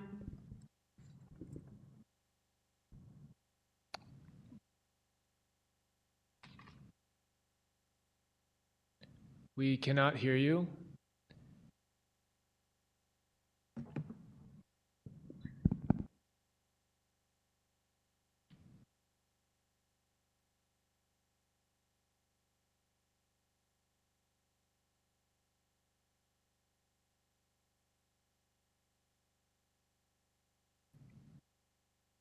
Still can't hear you. Okay, Ms. Buddenmeyer, we'll come back to you.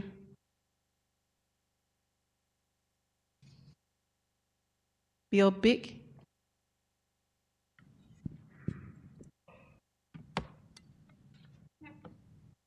Hello. I'm a proud 25-year resident of Ward 2. My wife's a proud 60-year resident of Ward 2. So and for 40 years, I've been in the business of supplying critical infrastructure inside the walls of data centers. So I want to speak from that perspective. And first of all, I'd like to applaud the committee for taking a thoughtful approach to this. I think, this can be done in a thoughtful manner and still take advantage of the great economic opportunity. Just a couple of data points to echo what was said a minute ago. The Big Five, Microsoft a year or so ago outlawed evaporative cooling in any new data center design. So their water usage in new data centers goes 90%. And the rest of the Big Five are following suit. Anybody who wants to lease space to them is following suit. So in terms of electricity, as was also mentioned earlier, there's not enough contiguous land to do a data center in St. Louis above 500 megawatts, at this time. So it's important to, I think, keep that, that data point in mind too. In terms of the financials, the typical data center we see around the country, I haven't seen any data centers designs in the past year, by the way, that have used evaporative cooling. Financials, I would echo this. There's 50 people employed directly by the data center user. There's also 50 people, another 50 employed to maintain the facilities and another 50 people to maintain the equipment in the facilities. In terms of the economics of it, if a data center costs $500 million to build, the amount of equipment that's sales taxable that goes in there is at least $500 million. And there's a 3 to 5 year refresh cycle on that. That's part of just financial data point. Thank you very much. Thank you. Ms. Budden, you want to try it again? Ms. Buddenmeyer?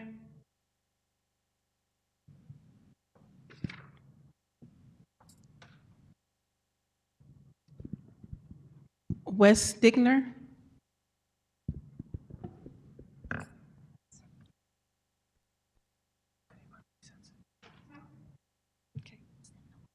Appreciate the time from the board. I'm from Ward 8 and the time being put on. I'm from Ward 8 and I believe this does not go far enough. The city deserves a ban on data centers in favor of housing and actual centers and actual foundational needs like earlier mentioned, rebuilding and maintaining our beautiful built environment in North St. Louis, for example, and actual infrastructure like the recently canceled Green Line. I have a friend who has done a lot of work in past years on these centers and seen their impact on local communities, energy, and environment. And some of the things I've learned from folks in these fields are that once these larger developers have a foothold in communities, they extract more and more over time and work to further influence local government for those ends. As for, on the note of attracting jobs or from larger tech companies, as someone personally who worked at a large local tech company, these giants are often very short-term, and the gains that we get from them are very short-term, especially in cities like St. Louis with a bad history with TIFs that only shrinks the gains that exist. Block was earlier mentioned in the earlier resolution, and as an example, they laid off 3,000 or more workers in the last 2 years. Plenty of those were local jobs. So when we talk about attracting those kind of tech companies, much like these centers, it's often short-term gain, like with construction. St. Charles just passed a year-long ban and gained nationwide recognition for that. This is St. Charles we're talking about. So St. Louis absolutely has the means to have a moratorium while they were able to do that. And meanwhile, Kara and leadership are too cowardly to enact even a moratorium. The mayor should be pushing for a moratorium and/or a ban, not serving her developer donors, as seems to be an opt thing that she often does, versus serving the city. And if not, I'd like to remind her how well things went for Cruson with the Resign Light. Appreciate your time. Jamie Budmeyer.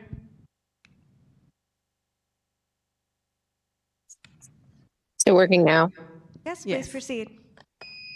Hi, my name is Jamie. I'm sorry, apologies, I don't know what ward I am in, but I am in St. Louis City County. I am opposed to the data center. Again, we kind of look at this as from the job aspect, where again, this is a smaller data center, so this will most likely be only employing maybe a handful of people, of which will not be from this city or state, most likely. They'll probably from external points that will not be going to here. Again, short term, this will be stealing money from the residents of St. Louis, who are going to have to front the cost of all these data centers, as we already are fronting the cost for everything else that is currently going on. The Armory was a community space and should continue to be a community space because it was already made for that. And as those people who closed out the Armory killed all those jobs for those people that were working there, we could reinstate that to be for something else. This is either going to take energy from us or poison our water. And I am opposed, and this could be going to better investments in our schools, in our government buildings, for our people, any way to reinvest it towards our people for better infrastructure, better sustainability habits, better overall environment for our people. Thank you. Thank you. Alexander Grimp. Hi, good evening. I'm here to just talk about the benefits of data centers broadly. I am a city resident. I have been for about 20 years. I'm in Ward 7, I believe. That's Fox. Speak into the mic, sir. Oh, I apologize. Is that better? It's not great for tall people. Go Little ahead. taller than it. Go Sorry. ahead. I'm an attorney. I work with small businesses primarily and startups. I came down here today because I think this is an important issue. Data centers represent critical 21st century infrastructure. It's necessary to support the research universities that we have in this city that are world-class, the hospitals, tons of small businesses, tons of large businesses in the city, and frankly, everybody in this room relies on them every day. If you've got a cell phone, if you use any kind of mobile service, any kind of technology for entertainment, business, anything like that, that data is processed and moves through a data center. There are tangible benefits to having that data processed closer to you. It reduces latency, it increases reliability, it increases speeds. If you've ever been scrolling through your entire album of photos because you don't know what else to do, and suddenly they start taking a long time to load, that's because they're trying to access them from halfway across the country instead of your local one. This proximity to local, the proximity, it provides massive benefits to local businesses and startups, and supporting the development of additional data centers within the city would support everybody within the city and the local businesses and local economy and commerce. Thank you. Thank you. Aaron Stonehenge online. Hi, thank you. Progress is not just about a better economy and making more money. It might be true that data centers are going to be a part of our future, whether we want them or not. And so I would urge this committee to, if this data center does get approved and built, that it goes through as rigorous a sustainability process as possible before it can achieve that status of becoming itself. To speak to some of the water usage that's being used, an article from University of Tulsa estimated that some data centers use up to 5 million gallons of drinking water a day. So per year, that's 1.8 billion gallons of water. And over 10 years, that's 18 billion drinking gallons of water for one data center. And so I think we need to think about in terms of what is this kind of infrastructure doing for our water? How much is it taking away from people? And our data centers are going to be able to, in some way, to reduce that amount of water that they do use. And if they aren't committed to doing that, then maybe they aren't the best partner for us in St. Louis. Thank you. Thank you.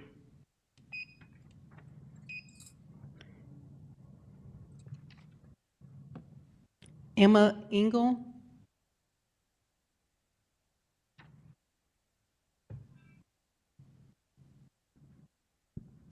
Hi, I'm Emma. I live in Ward 5. I personally do not use AI. I try to avoid it. It does not benefit me at all. None of my friends use it. And so this data center would not benefit all of us, but it will harm all of us. I understand that they need to be built, but they don't need to be in this city, especially large ones. And they're a gigantic waste of resources. They put a strain on our energy grid. And we've already had our power bills go up 12% recently, and they will just continue to go up higher, and it is unaffordable, and it will make this city a hell to live in. Thank you. Thank you. Annie Rice online. Hi. Apologies, I was not here earlier, but I swear to tell the truth and the whole truth. Annie Rice, I live in the 4th Ward and testifying on my own here today. One of the things that I have not heard come up in discussion is the sales and use tax exemption that the Missouri legislature passed for data centers in 2017. And I apologize, I don't have a direct source to the underlying code, but it would be important to look up. There's a recent article from Kansas City KSHB about sales tax exemption for data centers. And so while construction should benefit the people of St. Louis as it goes forward, if a sales and use tax exemption are in place, then there is no tax benefit that is being made, especially if there is layered tax incentive on top of that. So I would encourage for whatever project is coming forward that we take a really hard look at what underlying state exemptions are in place for tax revenue as well, especially if there is the passed through cost from Ameren on any increased electricity usage, pass-through costs from our water department. And I do think that it would be, I realize that these are sort of two different subjects, both a builder or a contractor and a utility, but I think it would be well within the Board of Aldermen's purview to ask some really hard questions of Ameren and get some prices and say, what is this? What is an increased drain on our electricity look like for the consumers in our area? Thank you so much for your consideration. Thank you. Violet Petinelli.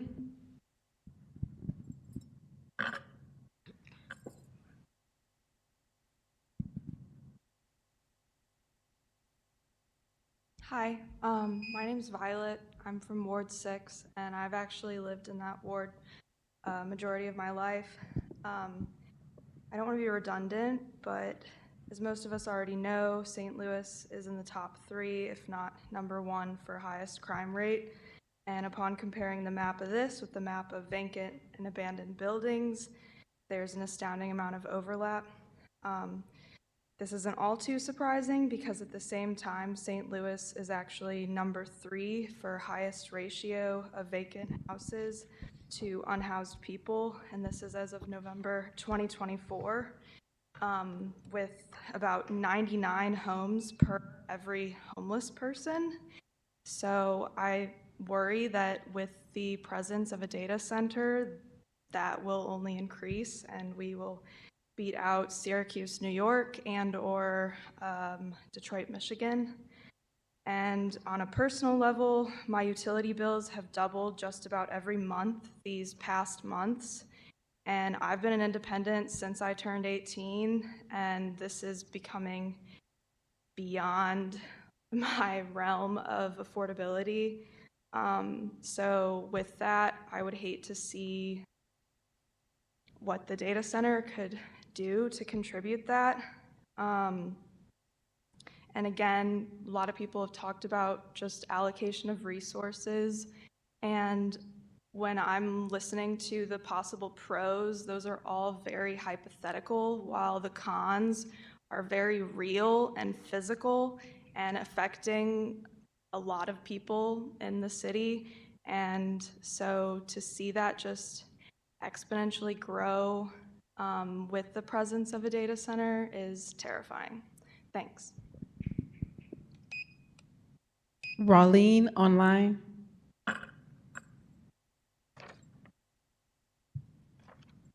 Hello, my name is Raylene Caballes. I'm from Ward 3.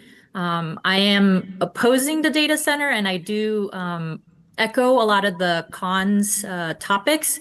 But what I wanted to bring up here is that my concern is if it does get built, what are the checks and balances and accountability for these data center companies? Is the city going to require certifications like LEED certification or ISO certification in the event that their customers don't require any certification? And is the city set up appropriately to audit them and ensure that like any corrective actions or whatnot are, are monitored and, prioritized? Thank you. Thank you. Malik Lindo.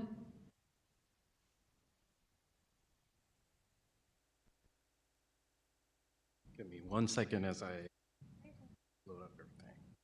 Okay. So first, I'm not going to say whether I support the bill, but I will say I'm very skeptical of data centers given what we've heard come out of other cities. But I really want to highlight something that I think is important to many of you. You may be familiar with the fact that the data center that was recently proposed is near the Grand Metrolink station. And the Grand Metrolink station is where the 70 Grand it runs. So that's one of the most popular routes in the state of Missouri, as well as the Metrolink right there. So I feel because this is one of the most important routes, and the fact that a data center there would not likely contribute to as many jobs as was stated earlier, I think it's important that we look at other uses for this property, especially because the strategic land use plan specifically outlines that this area should be used for what's considered the central areas west, which requires that developments in this area align with the historic character of the surrounding region and also contribute to walkability, bikeability, and transit usage. Furthermore, it highlights the importance of mixed-use developments and housing in this area. So it would be a missed opportunity to develop a data center here. And I heard that many people mentioned how we can't just get rid of any opportunity to develop property or to build new jobs, but we can build new jobs. we can build housing, and that creates jobs and housing for people. So I rebuke that idea, and I would be remiss to say, like, why is it that people from Baldwin or anywhere in West County talking about they need to build a data center in our city instead of, we know they wouldn't accept that in their own city. So I rebuke that. And in relation to cost concerns, well, I'll email the rest to you. I'm in 7th Ward. Thank you. Thank you. Maxine Glamour.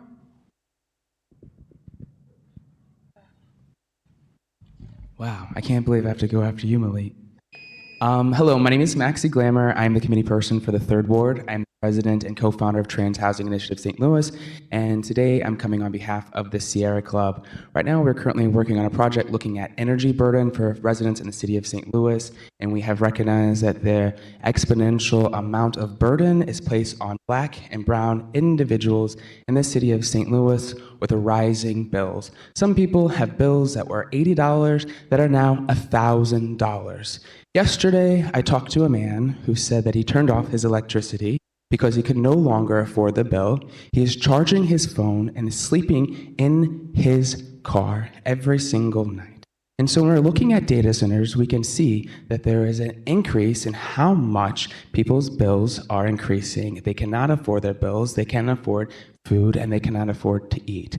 We want to ensure that St. Louisans can stay in their house, that they can stay with their lights on, and they can stay living to the fullest of their potential. Data centers interrupt the potentiality of St. Louisans to live to the fullest. And we are hearing a whole bunch of people who think that trickle-down economic investment rise all boats, but we know that the boats are going to Creve Coeur Lake. We know that the boats are not staying in our docks, and we want financial investments that look at renewable energy, 100% regenerative water sources, and ensuring that we are mitigating the noise pollution that is disrupting the migratory patterns of birds, bees, and everything else. I love our city, and I think AI data centers can be subjected to regulations under a 1-year moratorium, ensuring that we get this right and not just build things because we have Proud Boys wanting to invade South St. Louis.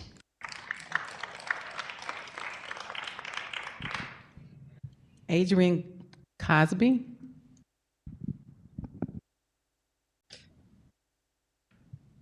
Hi, I'm in Ward 7, Adrian Cosby. I'd like to point out that the vast majority of folks here today who are in favor of data centers are middle-aged men in business suits. Not to assume, but it doesn't seem like any of these guys are having a hard time paying their electric bills. I'm in favor of a strict moratorium like St. Charles has implemented. As we've already heard, data centers leach water and power, create air, water, light, and sound pollution, do not create jobs, raise costs of power, and take up space that could be used and should be used for community development, not unreliable technology, AI. Not to mention, if it's an AI data center, AI itself steals jobs. AI is also used for surveillance and control, something that we could all use a lot less of. The only positive I've heard anyone mention today is faster internet, but I don't need faster internet. It's fast enough for me already. We need to allocate our resources to so many other things, first and foremost to the people of North City who are still recovering from the tornado in May, also to better public transport, housing for our homeless populations, green spaces, and more. Who cares if we're competing with Kansas City if we can't even take care of our own people? Downtown St. Louis is already dying. Placing buildings with no people living and working in them will certainly not bring life back to our city. When we look around the country and see water and air being sucked up and poisoned by data centers, the answer should be obvious. St. Louis would be better off without more of them. Thank you so much. Thank you.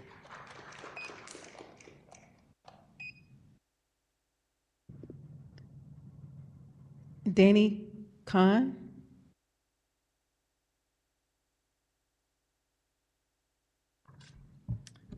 Thank you, Alders, for holding this meeting.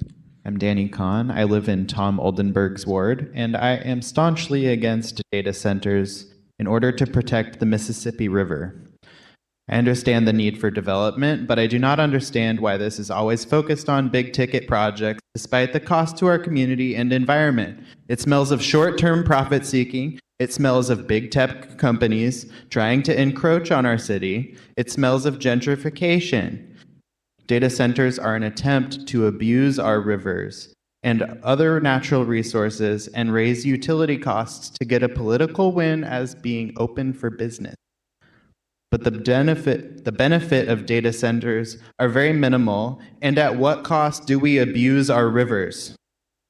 Unfortunately, I find regulations on data centers to not be enough because the irreparable harm they cause to the watershed and migratory patterns of the local ecology. We need a moratorium on data center projects in St. Louis and the surrounding areas due to the importance of our location at the confluence of the Mississippi and the Missouri rivers. This is the aorta of our continent, not a place for Silicon Valley to leech off of. I argue a temporary moratorium is just the first step to protecting St. Louis's long-term interests of clean water, healthy ecology, and affordable utilities. A coalition is forming around this issue, and together we have garnered over 10,000 signatures supporting a moratorium on data centers just in the last week. I encourage the Board of Aldermen to strategize around sustainable development instead by supporting everyday St. Louisans from the ground up, especially those living on the north side who are still in need of attention to recover from the May tornado and uplift those communities who have been systematically underdeveloped over the course of St. Louis's history. Thank you. Thank you. Emily Andrews.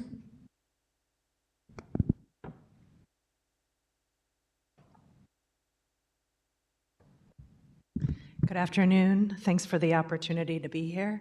I live in the 2nd Ward, and I'm here to represent the Missouri Gateway Green Building Council. Our offices are in Ward 5. We recently hosted a program with several other building stakeholder organizations on data centers, and my main takeaway from that was that, from our speakers who are experts in the field, that data centers are an industry, and they need to be regulated like an industry. And so I applaud the city for your deliberate approach in managing data center development here. In Resolution 111, you ask potential data centers to disclose anticipated energy and water use. I would recommend taking this a step further and requiring those data centers, existing and future, to then report their energy and water use annually to the city. This will then prove that what they've projected is true, and there is already a mechanism in place to do this through the benchmarking program managed by the Building Division's Office of Building Performance. Since data centers really use a significant amount of energy, I would also recommend they be required or strongly encouraged to provide on-site power through renewable energy, such as solar or ground source. In addition, there really are some innovative opportunities out there that data centers could consider, like heat recovery. There are existing and planned data centers that couple heat recovery with district heating systems to heat apartment complexes. A Microsoft data center in Finland is underway with a heat recovery system that is anticipated to power 100,000 homes, which will lead to the closure of a nearby coal-powered heating plant. Thanks for the opportunity to address your committee, and thanks for being proactive. Thank you. Corey McAllen.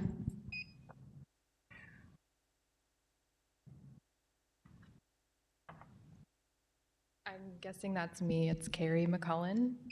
I live in St. Louis City in Ward 2, and I value community, the environment, and clean air and water.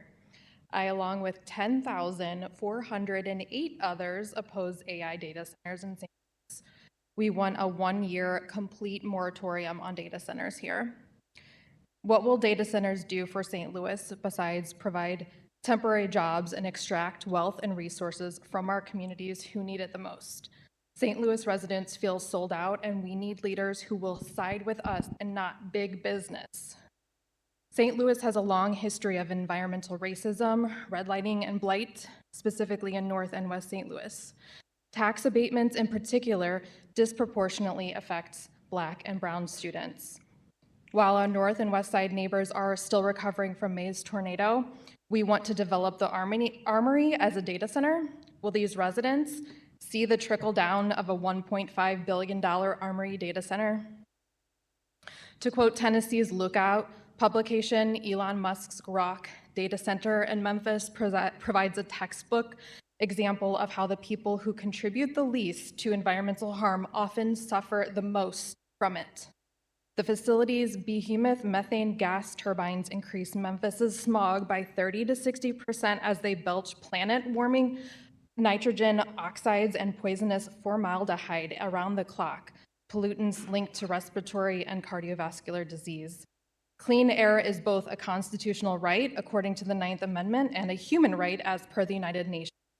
We need a year-long moratorium on all data centers in St. Louis. We have more questions than we have answers, and we need more time to understand what we are up against. Please fight for us and our future. Thank you. Lauren Fila.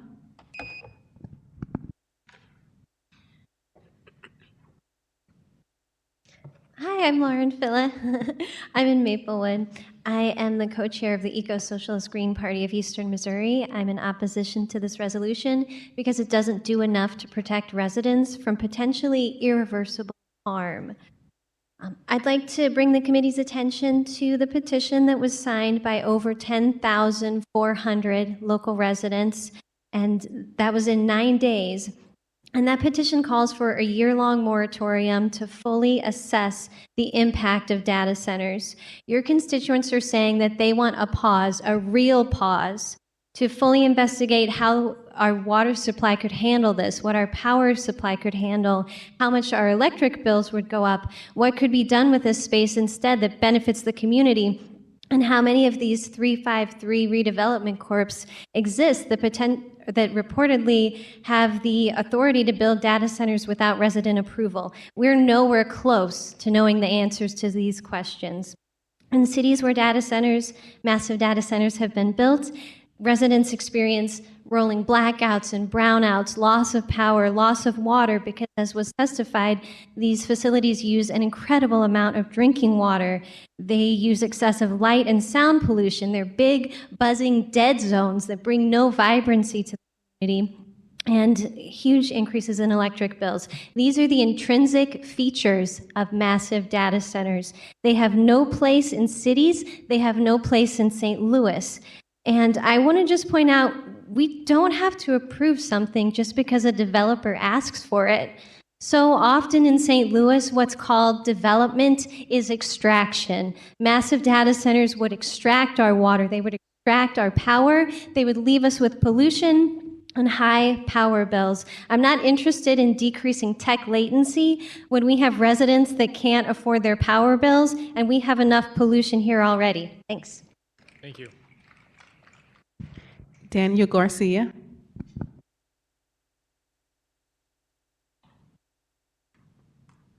Hi, I just live in South County, but this issue is so important to me that I decided to speak today.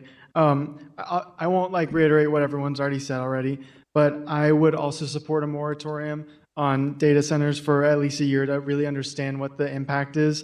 We need to know local state studies about hyperscale data centers, they do to communities and the effect on the environment we've talked about, water, and the real economic benefit. I was reading and I saw in NPR that so if the Armory, for example, holds a 15-year tax abatement, would we really be seeing those returns in the tax sector? It's just also gray area that I feel we need this time. And if you look at other communities in Northern Virginia, and also we talked about Memphis already, these communities needed more time. They didn't need fast results. They didn't need more development. I just don't think also a black hole in the middle of the Midtown revitalization idea is going to bring anything to St. Louis.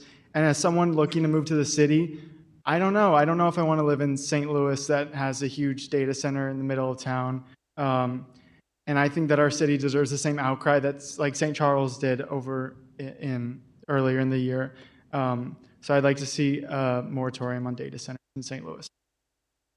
Thank you. Maisha Johnson. Hello, and thank you for having me. I heard a lot of how it affects the utilities, how it would take jobs. What I'm not hearing is how it's going to cause harm to many individuals' health in the surrounding area and within so many miles of it. It's already an issue because healthcare is something that is hard to come by for many constituents here in St. Louis, and being able to take care of ourselves, having to take care of ourselves on about something that we are not causing on our, I feel that it is causing more harm than what we're already experiencing. Community input was an ask for this space. It was once supposed to be a residential space, and we're back to the data center. Like, do we really need that? You just named that many data centers that's in this space that we can utilize and benefit from. So I heard in the room many times, but think about the children, think about the people that don't have insurance, think about the ones that's already sick, and that it would cause more harm to them. Thank you. Clinton McBride.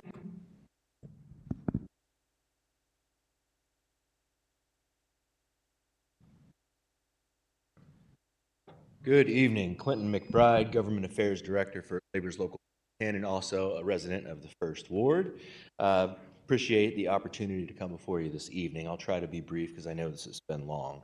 I've heard a lot about the water issue, and I do know that that is clearly an issue that we need to pay a lot of attention to, and I believe a gentleman started to address this earlier, but there have been significant technological upgrades that have happened in the data center industry. They've been pumping a lot of money into the research and scientific reasoning and methodology so that they can reduce their water consumption. One of the main things is that instead of it being evaporative cooling, it is now more like a car radiator where that water just keeps recycling back and through and over again. They'll occasionally flush that out and refill it, but having massive water bills are not in their best interest either, so they've put a lot of that money into the research to try to quell that issue. Also, I think something that we haven't mentioned a lot about, I heard a lot about taxes, but as far as data centers are concerned, they pay personal property tax on every single data server that is in that building. And that is a massive amount of income. And frankly, the city of St. Louis desperately needs revenue. And we're going to have to get creative in figuring out where we're going to find that. I don't think anybody is just gung-ho about having data centers, but at the same time, we have to be realistic and realize that, the city's bleeding out, we're losing population, our revenue is declining, and we've got to find a way to be able to supplement that. I know that the failed project in St. Charles County, for example, they said in 1 hour would have created as much revenue for the city as the casino does in an entire week. So I think that we really need to look at this in a thoughtful way. And I do think, as President Hummel said earlier, doing this in a very smart way and thoughtful way that puts the city first, but that moves the city forward is in our best interest. Thank you. Thank you. Patricia Brown. Patrick. That's cool. It's all right. Patricia, please proceed. Thank you. Thank you to the committee for the time. My name is Patrick Brown. I am the Director of Community Relations for Ameren, Missouri. Lifelong city resident, former City Hall staffer, homeowner, and resident of the 9th Ward. And as it turns out, I may be a middle-aged man in a business suit.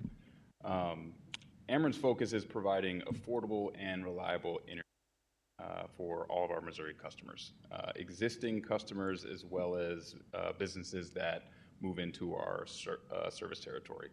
I certainly appreciate all of the comments this evening and sentiments, and so I just want to share a few facts about the ways that we at Ameren are engaging with these large load customers. So to start, as a regulated utility in Missouri, we are required to business customers that move into our service footprint, as we are all customers.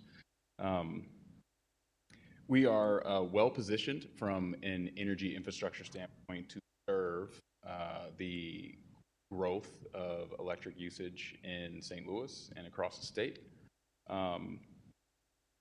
And, you know, to be clear, it is in Ameren's interest to ensure that large electric customers pay their fair share of associated costs to serve their projects.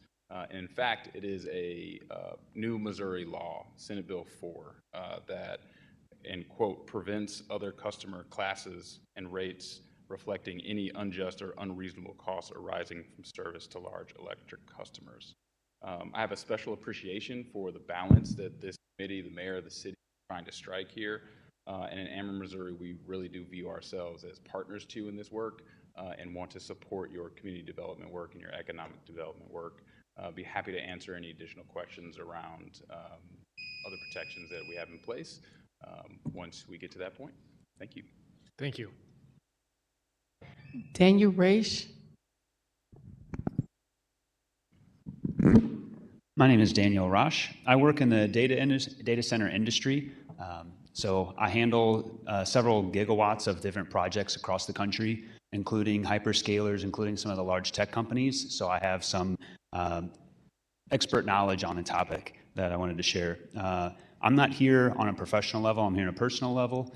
And I want to say that I'm not here to advocate for data centers. I'm here to say that if the city is to build a data center, the permits are what determine how much resources are used. So whether it's water, electricity from the grid, or air pollution, all of those are directly used to the maximum of the permit.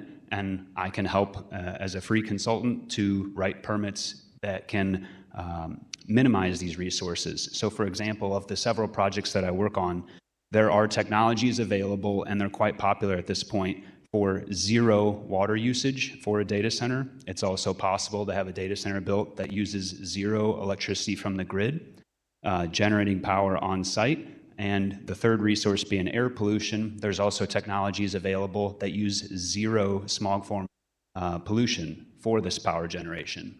A lot of people aren't aware of this. It is some very new technology that's just now being deployed this year. But I want to offer my services to this city. If you have any questions about routing these permits, they have a huge impact on how much resources are used by the data center builders. Thank you. Thank you. Nicholas Ogilvie Thomas.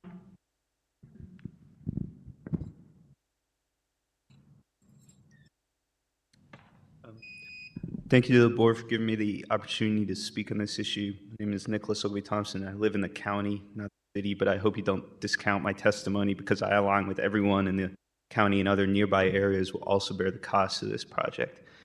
Data centers use an astronomical amount of electricity and water. It's an unavoidable fact. It means that wherever they have proliferated, their presence is associated with a significant rise in the cost of electricity and water, as supply of those resources cannot keep up with the increase in demand brought about by the data center arrival. And to what end? For those who say AI is the future, it is not. It is a massive bubble according to all serious economic analysis. For example, a recent MIT study found that 95% of AI enterprises are not at all profitable and have no path to profitability.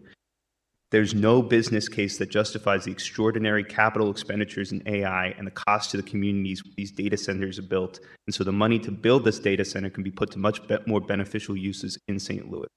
On a separate note, I've heard a lot of the pro-data center side say we need to be realistic. So I think it's important to recognize the wider ecological reality we live in. It's October 1st and it feels like summer outside. This year, the world passed 1.65 degrees Celsius of warming above pre-industrial levels, and the pace of warming is only accelerating. We are currently predicted to reach 3 degrees of warming by 2050. What does that mean? In short, total ecological collapse resulting in mass death. 50% of all species on Earth will go extinct. The International Federation of Actuaries, the people whose job it is to predict the future, recently published a report predicting that 4 billion people will die by 2080 if global warming continues apace. That's half the world's population. Considering these facts and the need to massively reduce emissions to forestall this catastrophic future, it is unconscionable to approve any new massive sources of emissions, especially for as wasteful a purpose as AI. Thank you. Eli Front.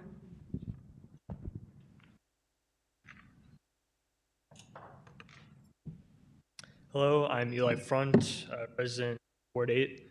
I'd just like to start to say that I believe that we can be a city that can be a growing city instead of a shrinking one.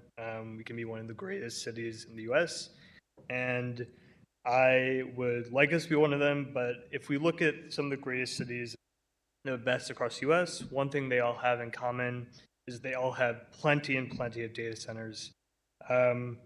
These cities have the best organizations, they have the best support for the community that's struggling, they have the best services, but our city cannot support these things because of our lack of businesses moving out and leaving. We need innovation here, and unfortunately with this NIMBY mentality, we're losing our potential to grow and become great. A little history on some other times that happened in St. Louis. In the 1800s, steamboat lobby was against building railroads. We lost the railroad to Chicago, and a little small town became Chicago. In the 30s and 40s, the arch was delayed by decades, which is now one of the biggest draws to our city, and it completely slowed down and derailed the riverfront redevelopment. And again, we've had so much public backlash in this room for new stadium development, and on again. The sports stadiums are the biggest drive of economic growth of people coming to the city from the county. I really empathize with all the people who are concerned with the electricity costs and all these things, but St. Louis is well below average in terms of utilities cost. I personally would be well okay paying extra money if I walked around my neighborhood and it wasn't completely empty. And I really hope that the city is able to look long-term and see the potential of our city. Thank you. Thank you. Topers Sudlick.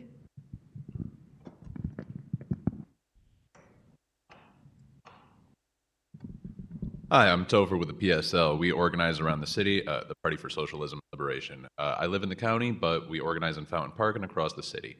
So what everybody here has said tonight on this side of the room is right. These data centers are not going to do us any good. We've already seen what happens in Memphis. And not just this data center, but all of the large capital-intensive projects that we see never filter down to workers. What happens when these rich people build these giant projects? They make a bunch of money, and then they spend it buying up apartment complexes, investing in mergers and acquisitions, further destroying jobs, pushing outsourcing, and making our society a much worse place. If we want to get jobs, we should be investing in building housing and building schools and building hospitals, all those things that we shut down, like Homer G. Phillips all those years ago. We can do things that aren't just making rich people richer. There is no benefit to building this, and we have already seen the dire consequences in cities like Memphis. North City is already an asthma hotspot. Are we really going to make it worse so that a bunch of people in Central West End and Ladue can get even richer? I don't think that's appropriate. I don't think that's reasonable, and I think we should be taking a different path for the people of this. Thank you. Thank you. Sean Foss. Hello, Sean Faust, First Ward. Most of you all know me up here.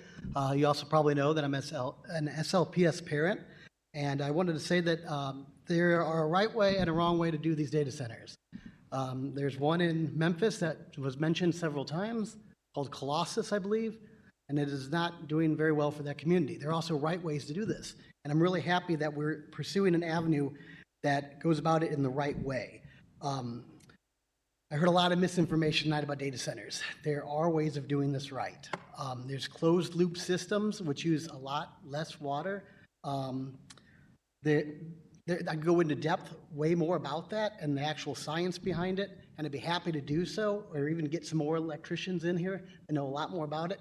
These things do bring a lot of jobs over a long term. In Omaha, Nebraska, they can't get enough electricians.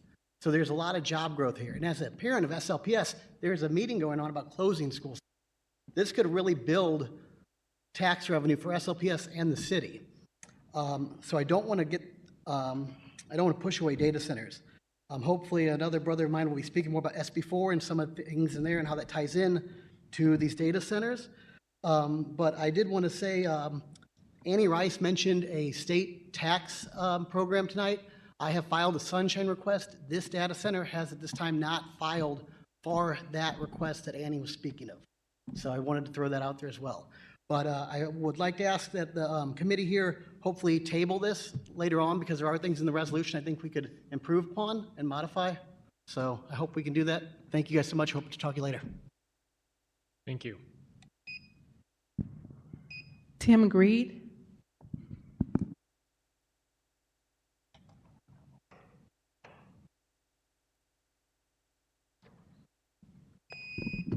Thank you. Hopefully, I'm the last because you all look like you've heard plenty. My name is Tim Green. I am the executive vice president of an association called the St. Louis Electrical Connection. It is a labor management co-op between IBEW Local 1 and the St. Louis chapter NECA contractors. We have over 3,000 electricians on the eastern half of Missouri out of Local 1 and over 150 electrical and communication contractors. Our facility is in the city of St. Louis, and we have reinvested in the city of St. Louis. Our apprenticeship training center, which has over 600 students both day and night, is located at Hampton and Elizabeth. Our union hall that is always there for the city of St. Louis in their times of need is there, as well as our health and welfare facility that employs over 60 people. We are not in, plus we have over 30 electrical contractors that work in the city of St. Louis, plus we have members. As somebody who understands a little bit about public service, I understand the need for guidelines and guardrails. All we're asking is that with these guidelines and guardrails, that we don't push an industry away. Data centers employ a lot of people. From 2014 to 2020, of our 3,000 members, 1,000 of them were unemployed. They went to Iowa and they went to Nebraska to work on these data centers. Probably 80 of them stayed there and are still working. But during that time, Missouri missed the boat on data centers. I just ask, when you establish these guidelines, we're like Kansas City and we don't miss that boat of these data centers. Thank you for your time. Thank you. That was our last speaker. Thank you all to who came out today to testify. We really appreciate hearing from you. This has been a long hearing, but a good one in many ways. We've gotten a lot of information today. With that, Alderwoman Schweitzer, you are recognized to close. Well, actually, Thank you, Chairman. I'm sorry, I'm getting ahead of myself. We have committee questions. Yeah. Not to belabor this, but we do need to give the committee a chance to ask questions if they have them. So with that, I'll start with Alderwoman Boyd.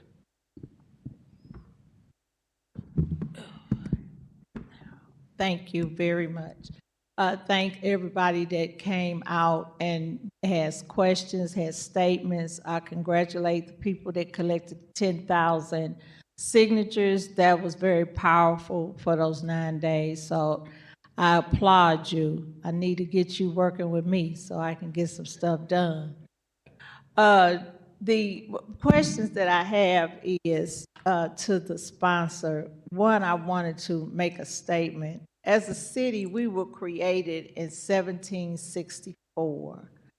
And I keep hearing people say, you know, we need to get advanced.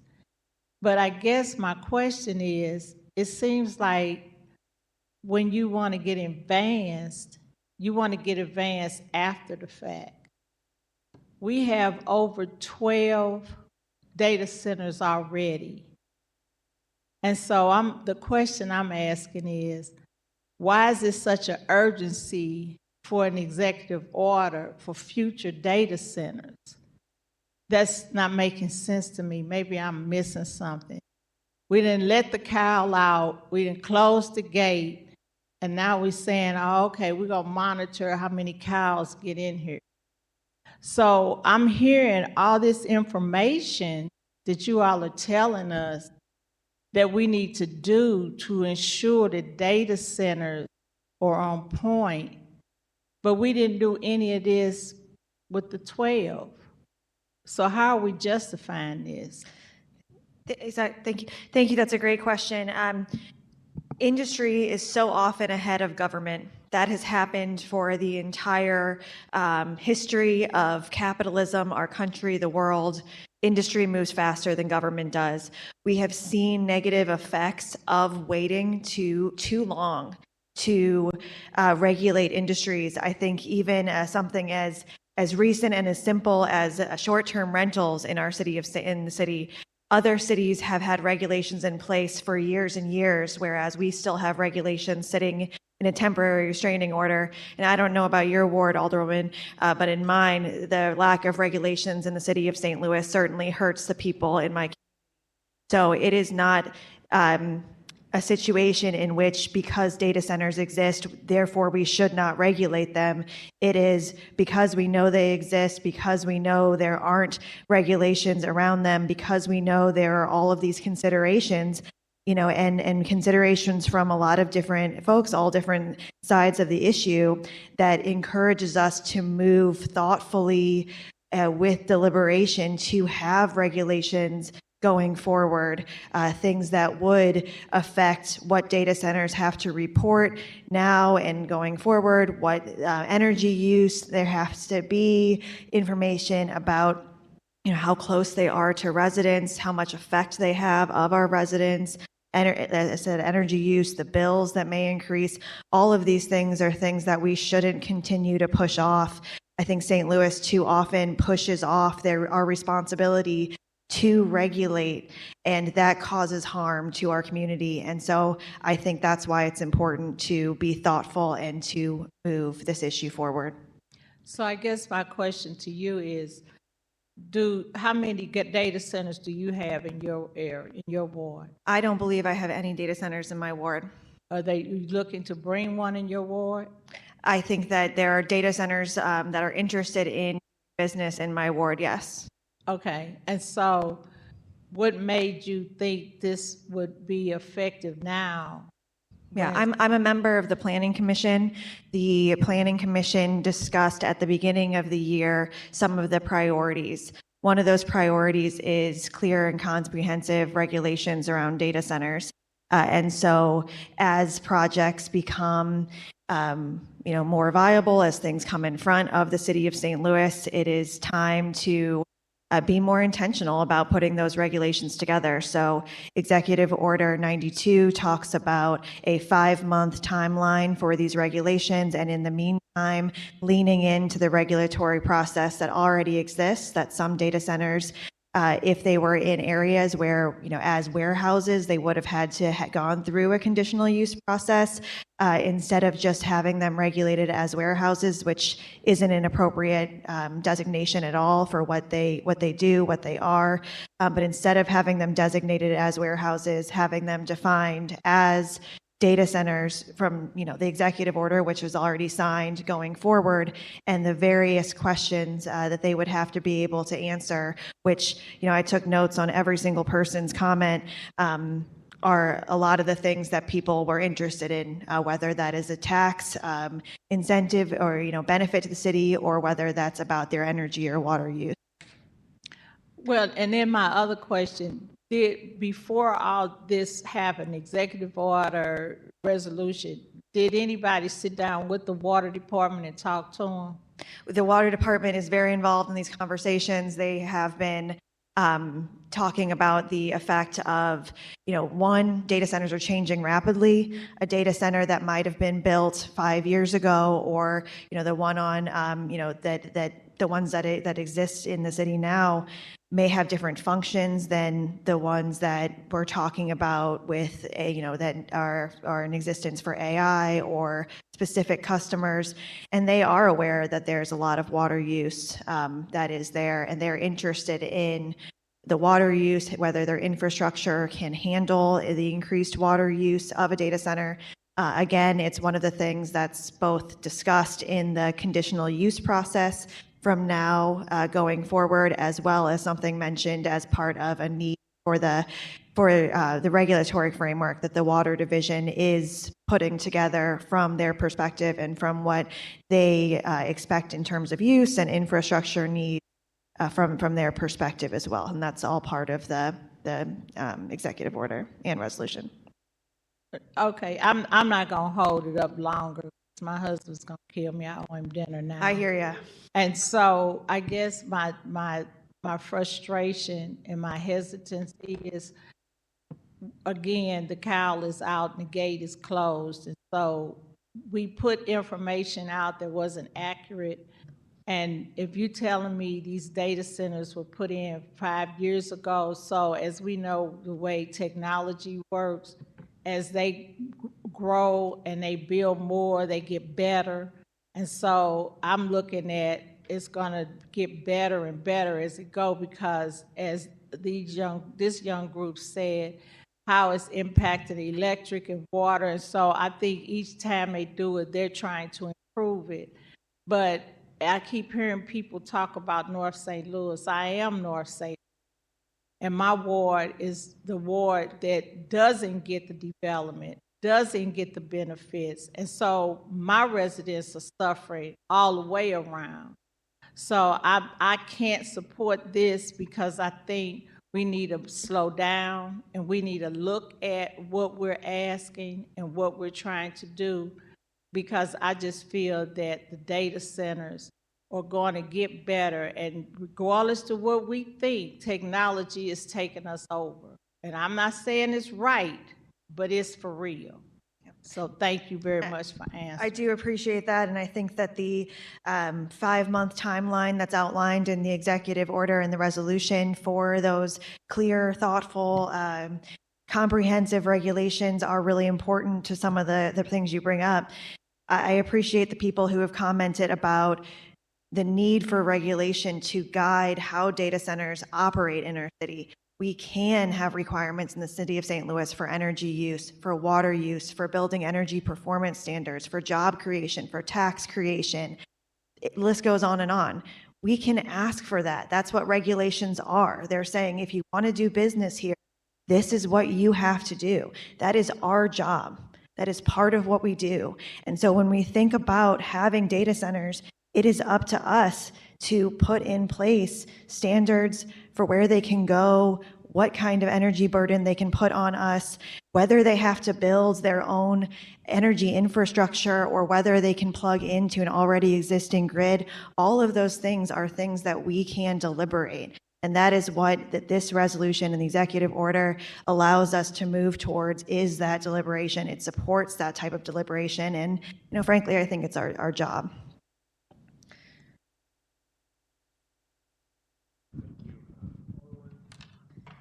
Alderwoman Clark-Hubbard. Thank you, Mr. Chairman. Thank you, Alderwoman Weiser, for the work you put into this, for the thoughtfulness and the intentional time that you put into this, the passion. I love the way you take on not just issues. Now we know it's bigger than water for you, right? You love all things. So we've been here, and we could go on and on about some of the things going back and forth. There was a lot of, I'm sorry, I have to agree with Mr. Conley on this, a lot of false information that we share here today, and not feelings, not how people feel about data centers, not how people that work in them feel about data centers, but I mean factual false information that was shared for here. And that's scary, because these meetings are not only recorded and aired live, but then shared, and people can take out sound bites and use them some in very misleading and misguiding ways. So I think that this is an ongoing conversation, but an understanding of what a resolution does and does not do, for that matter. I am in support of this work and continuing these conversations, having people that understand, like Maxie and community, about what this means, and in an environment to having this young man, the consultant, who told us about there's new ways to do this, thoughtful ways to do this that doesn't use water and electric. And if we hadn't had this space, we wouldn't know about that, right? We would just be going by what we all have heard in different, again, unfortunately, just sound bites. I think having experts, community consultants move us forward, and not just this 5 months, but in perpetuity, as has been mentioned, how this is going to change is what's going to be important. And then one of the biggest things that we all do down here, I think, and it was uplifted, was the reporting that the young lady uplifted from the coalition. I'm sorry, I'm missing her, but that's big because that's how we hold accountable, right? And so I think that us here being committed to not just today on it, but working on it, working through the permitting, working through the different ways that we can minimize the resource, making sure we understand what resources these take and don't take from community, because again, there was some misleading comments made about this will take from that, and it doesn't. This will build that, and it doesn't, or will not, and it does.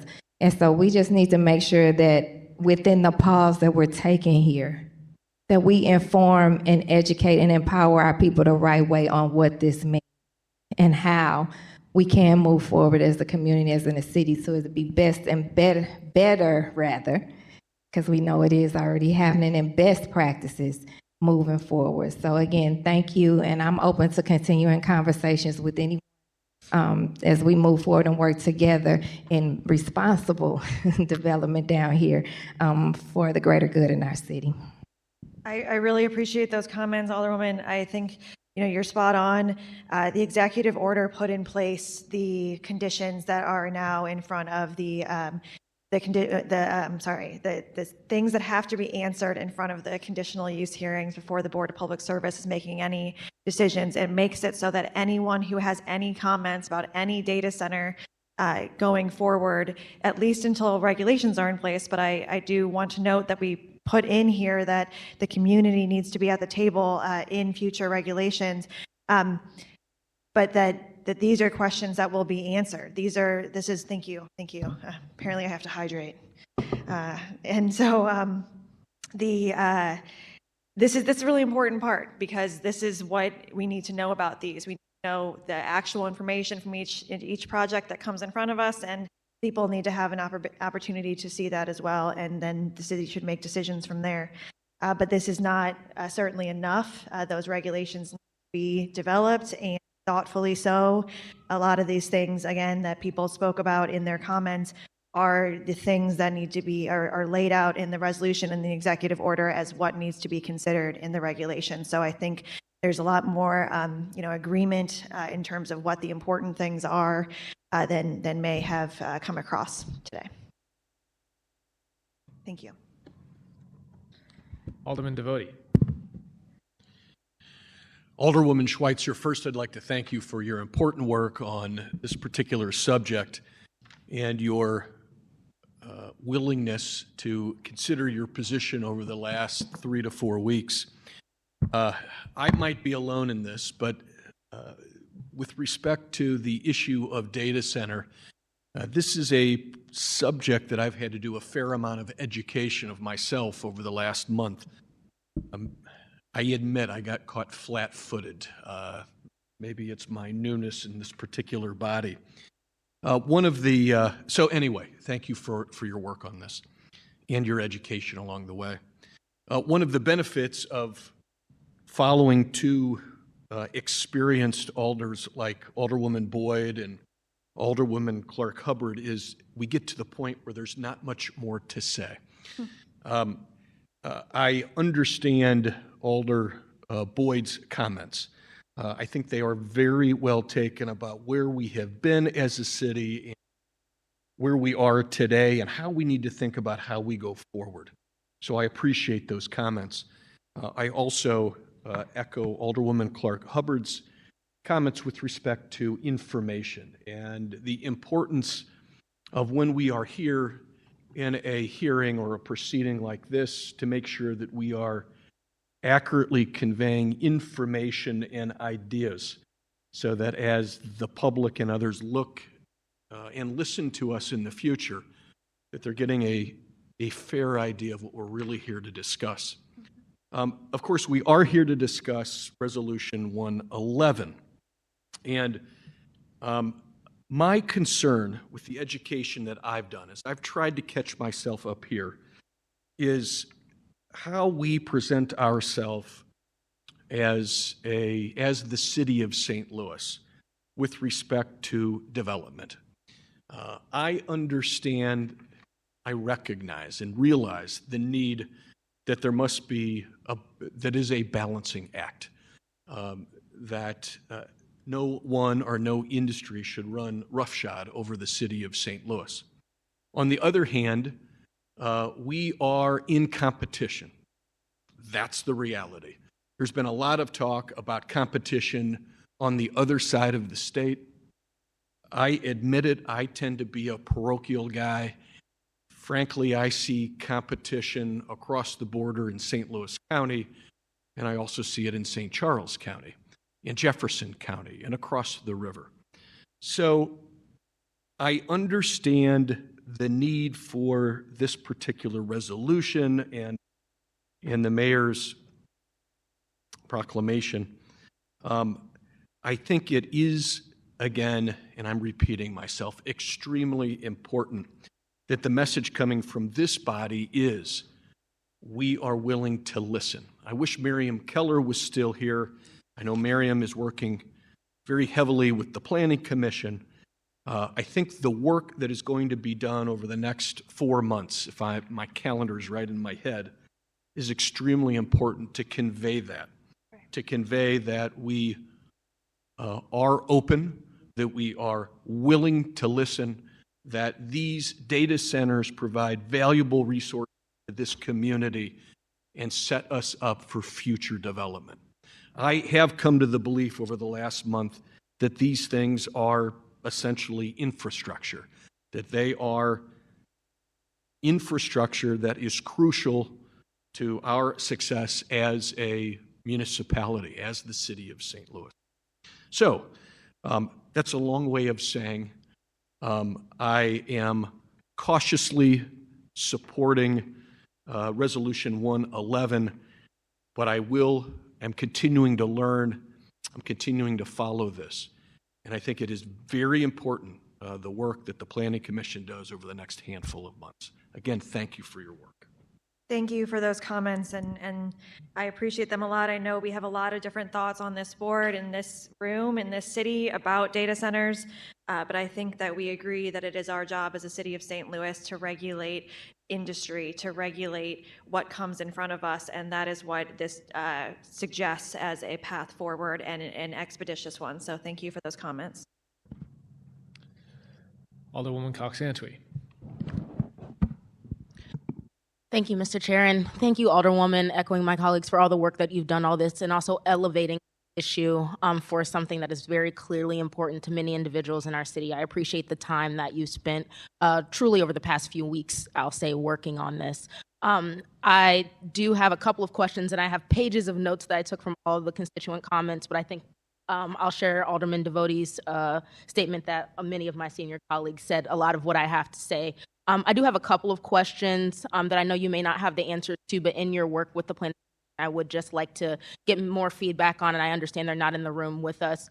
The first is, has any inventory been done on the swath of existing data centers that we have here? They noted that there are 4 different types of data, but do we know between our inventory what types we currently have existing and the volume of those? I think it would be very important to the Alderwoman's point to note that we do already have active and quite fruitful data centers here in our city already, and so I would like to know what those look like. Yeah, I agree. I think we need more information about that. You saw in the presentation some of the different ways the facilities look, the different sizes that exist, but because in the past they had been regulated as warehouses, they were not needing to be a part of the building energy performance standards, which are so crucial for us to understand the use of energy for that. So there are a lot of holes simply because of the way they had been not regulated in the last several years. So those building energy performance standards are part of what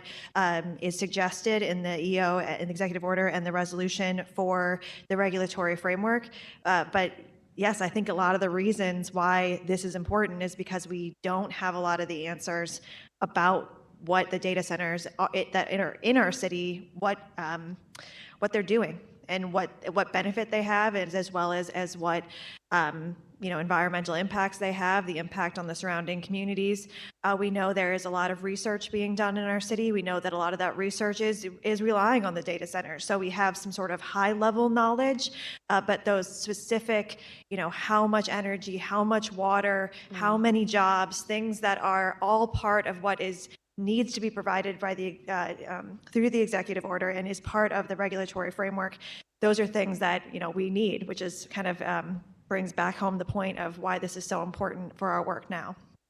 Thank you for that clarification. And then my second question for you relates to the resolution, which I know is just affirming, as a board, the existing executive order that was already passed by the mayor's office. It does have the stipulations, Section 5C here, which cover a lot of the things that we've heard public comment about, specifically as it relates to concerns from residents. I would just like to clarify, with the framework being established and with what's existing in the resolution, is this text subject to change and review from the Planning Commission, or in this passage with what's in the executive order, will it be limiting certain additions that the Planning Commission may need in the future?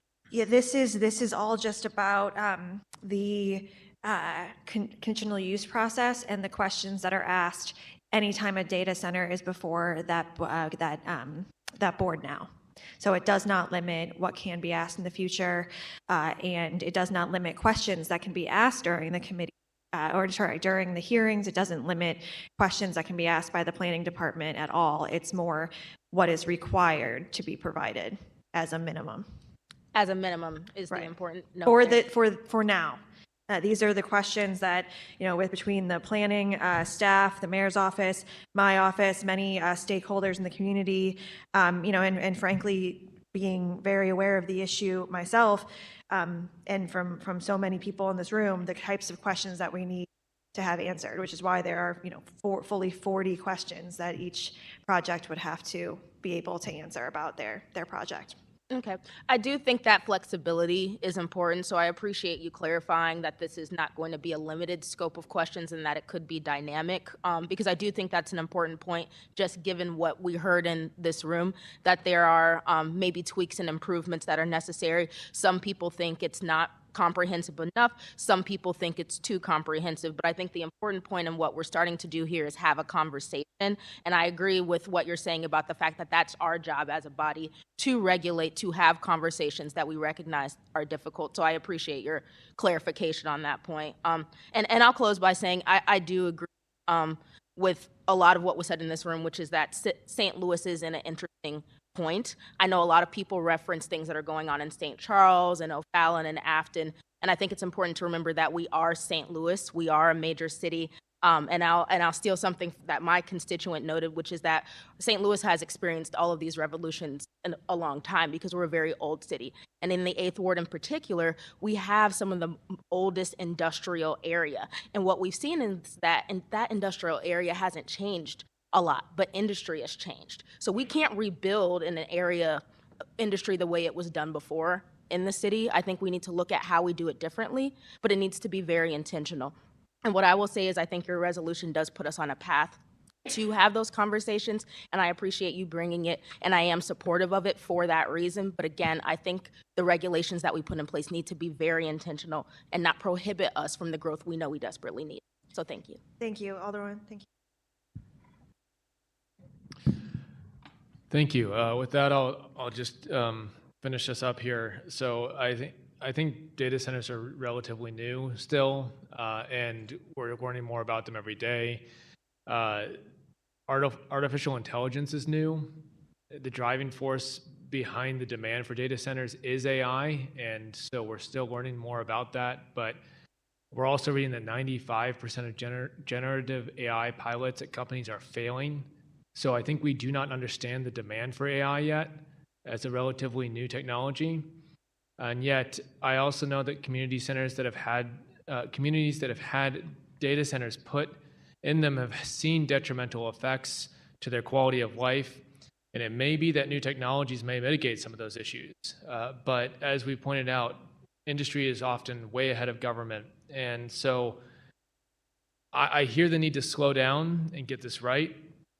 And I agree with that. I know the city needs revenue, and as an advocate for development in St. Louis that benefits our city, I do see our declining tax base as a big problem for our city that hurts everyone, every part of our city. But I also know that we just got hundreds of millions of dollars of American Rescue Plan Act money, and we can barely spend it because we don't have the people to spend it. We don't have the employees to go out and do the work.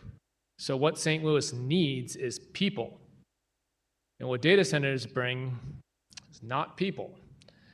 So again, I'm hearing like St. Louis shouldn't be closed for business. I don't think anyone is saying that it is. I think we regulate uses every day. Like you have to get a liquor license if you want to open a bar in a neighborhood. This is no different than that. It's protecting communities, making sure that we're asking the right questions. So I think that the executive order that the mayor signed a couple of weeks ago really splits the difference nicely. I think it asks the important questions that protect our residents. And for those of you who came today to speak in favor of these, I understand the jobs are important, but I wonder what questions you'd ask if this was going to be built next to your house. So it's important to ask these questions and to get this right. I really appreciate your work on this, Alderwoman. I know that you worked closely on the executive order with the mayor's office, and that's how we ended up with this language. So I think you're doing a really nice job. I look forward to supporting this resolution. Thank you, Chairman. With that, you are recognized to close. Thank you. I appreciate all the discussion today. I think it has brought to light so many pieces of this issue that absolutely need our dedicated attention. I think that opportunities for public comment are crucial in our city. I think it's so important to hear from the people who live, work, develop here. That is so important. We could have simply let the mayor pass an executive order and talked about it, not at all, at the Board of Aldermen, and just let that happen and not make it our responsibility to discuss and take a role, an active role in. And so that is why we have the resolution in front of us today. I think it is our responsibility to have these tough conversations, to be on the record about where we are at when we have these tough conversations. So people who live in our wards, work in our wards, develop in our wards, know where we're at, know the things that matter to us and to our communities. I've certainly gotten plenty of phone calls, texts, emails, Facebook messages, on and on, Instagram, from people on both sides of this issue. And so, there's so much room on both sides of the issue, so many things to agree with on both sides of the issue. But to me, it's about thoughtful, comprehensive regulations and supporting the development of those. And so that is why I wanted an opportunity for our board to begin to weigh in on that, as well as, like I said, this is the first time that there's been any public comment on this in a public forum in this way, and that's just crucial to me. I have so many people I want to follow up with in this room, and I hope people will still take my calls and emails after this. So with that, I would appreciate your favorable consideration of resolution number 111 and ask that you pass it out of committee with a do pass recommendation. Thank you. I'll accept a motion at this time. Second. Please, sorry, if you could state the motion. I move that we pass resolution. Thank you. It's been moved by the Alderman from the 10th, seconded by the Alderman from the 8th. Madam Clerk, please call roll. Alderwoman Boyd? No. Alderwoman Clark Hubbard? Aye. Vice Chair Schweitzer? Aye.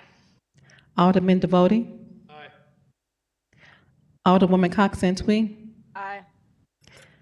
Chair Browning? Aye. We have 5 aye votes and 1 no vote. Congratulations, Alderwoman. This resolution has passed out of committee with a do pass recommendation. Thank you. With that, we will move to item number 6, committee discussions. We have none of those, so we'll dispense of that item. Madam Clerk, any written testimony? We have 86 written testimony. It's in the J Drive. That sounds about right. And any announcements by any of our members? Besides that, we just like to go home. All right, with that, all members were present, so no need to excuse. And with that, I will accept a motion to adjourn. So moved. Second. Moved by the Alderwoman from the 1st, seconded by the Alderwoman from the 10th. Call for previous roll. Hearing no objection, we are adjourned.